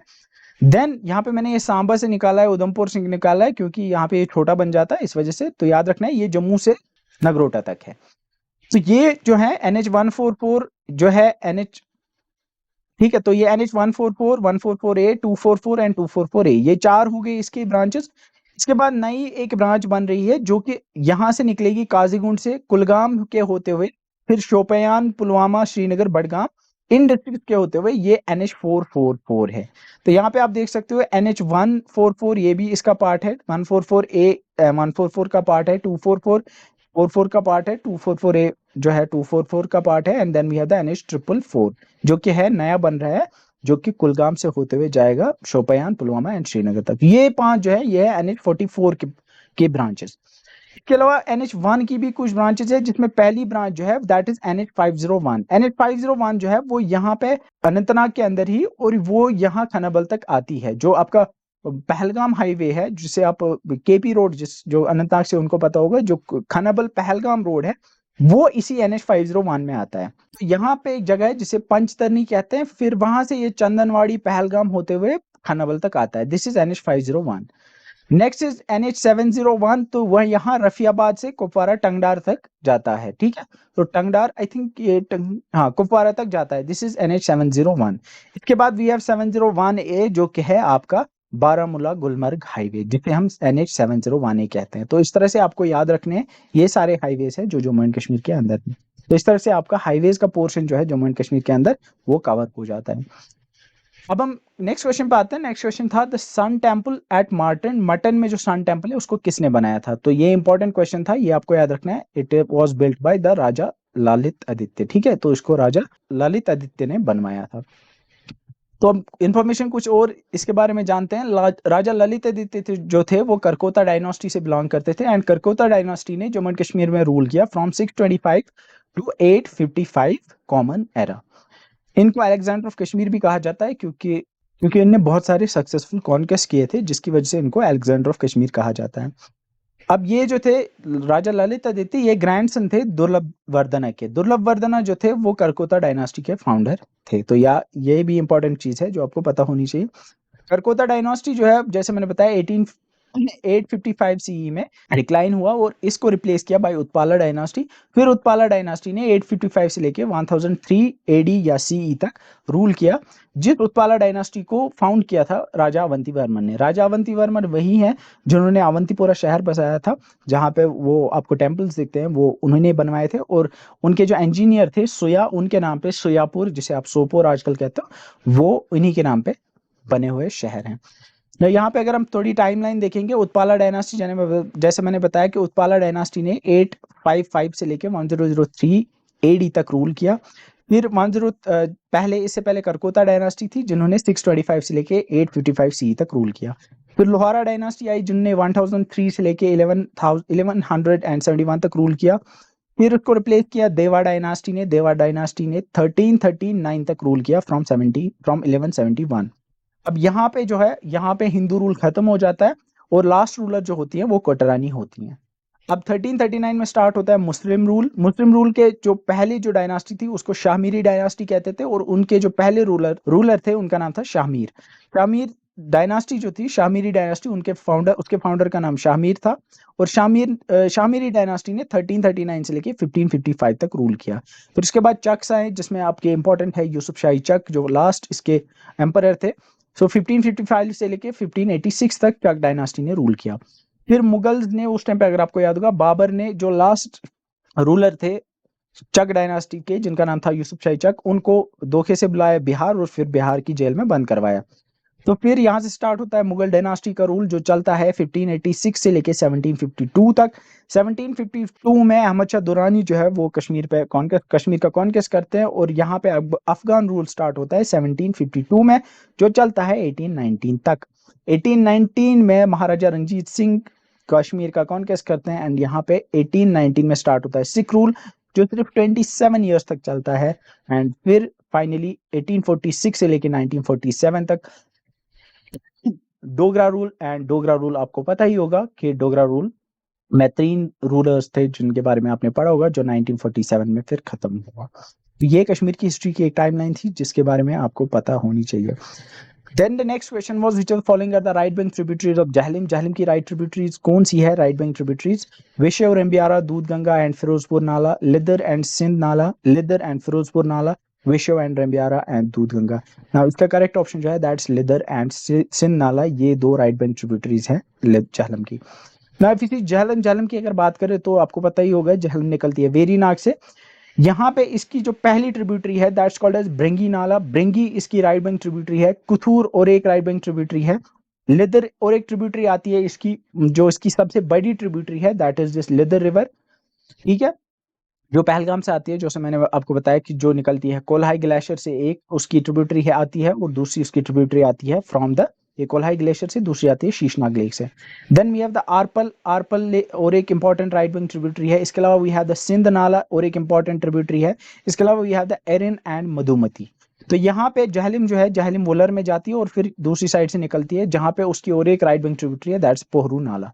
तो ये इंपॉर्टेंट राइट बैंक ट्रिब्यूटरीज है starting with Brengi, Lidder, Arpal, Sind, Erin, Madhumati and Pohru. Left bank tributaries में सबसे पहले यहाँ पे आती है वी हैव द वेशो जो कुलगाम से आती है, रेम्बियारा जो शोपियान से आती है, रोमशू जो पुलवामा से आती है, देन दूध गंगा जो आपको पता ही होगा यूसमर्ग से जो आती है बडगाम में, then we have the Sukhnag, Ferozpur nala and the Ningli. ये कुछ इंपॉर्टेंट लेफ्ट बैंक ट्रिब्यूटरीज है जिनके बारे में आपको पता होनी चाहिए। तो right bank left bank tributaries आपको पता होनी चाहिए जो रिवर जहलिम की हैं। Next question was on the Koppen scheme. आपको बताना था कि कोपेन स्कीम के अकॉर्डिंग लद्दाख रीजन की क्या कोड है, हिली रीजन्स ऑफ जेएंडके का क्या कोड है, एंड प्लेन्स ऑफ जेएंडके का क्या कोड है। तो यहाँ पे इंपॉर्टेंट है, आपको याद रखना है कि जो लद्दाख रीजन है उसका DFB कोड है, and for the plains of J and K उसके लिए CA है, and for the hilly regions of J and K it's DWD।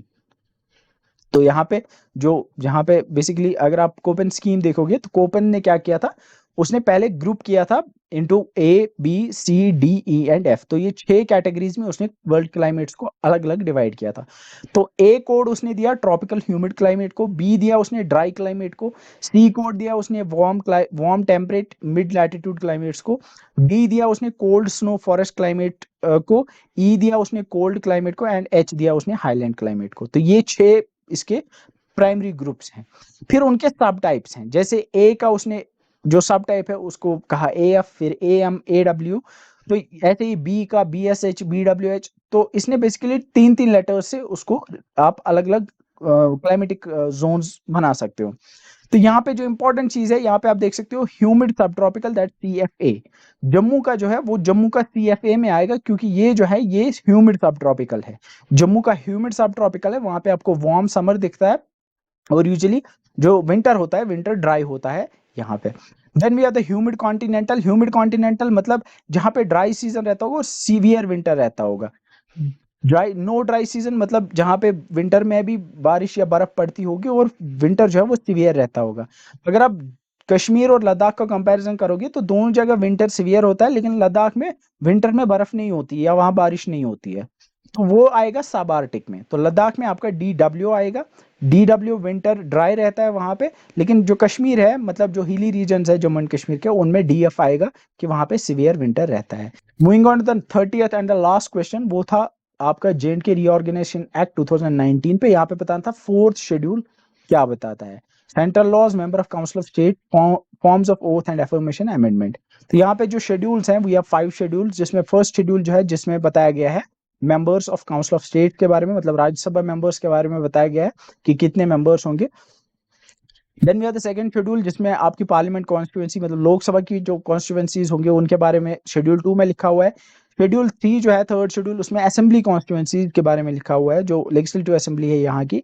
Then fourth schedule में जो एमएलएज या मिनिस्टर्स जो ऑथ लेंगे, उस ऑथ के बारे में फोर्थ में लिखा हुआ है। एंड द फिफ्थ शेड्यूल जो है उसमें कुछ टेबल्स दिए हुए हैं, जैसे 106 सेंट्रल लॉज जो कि 2019 के बाद एप्लीकेबल होंगे J&K यूटी में, उनको लिखा गया है, जिसमें wild life protection act 1972, RTI act 2005, इस तरह के जो एक्ट थे जो पहले यहाँ पे नहीं एप्लीकेबल थे, वो एप्लीकेबल हुए 2019 के बाद। तो ये 106 सेंट्रल लॉज थे। इसके अलावा 166 स्टेट लॉज ऐसे हैं जो कि पहले भी थे और वो 2019 के बाद भी एनफोर्सेबल रहेंगे। देन 153 स्टेट लॉज ऐसे और 11 गवर्नर एक्ट्स या फिर गवर्नर ऑर्डिनेंसेस ऐसे थे जिनको रिपील किया गया। तो ये जो है इन सारे लॉज को फिफ्थ शेड्यूल में लिखा गया है इन ए टेबल। तो यहाँ पे क्वेश्चन में पूछा गया था विच शेड्यूल, यहाँ पे पूछा गया था the fourth schedule of J&K reorganisation act deals with, तो फोर्थ शेड्यूल में यहाँ पे आप देख सकते हो ऑथ्स एंड एफर्मेशंस के बारे में लिखा गया है। So that's it for this video. I hope आपके लिए वीडियो इन्फॉर्मेटिव रही होगी। तो if you like the video को लाइक कीजिए, share the video and subscribe to the channel if you haven't done yet. See you in the next video. Till then, bye bye.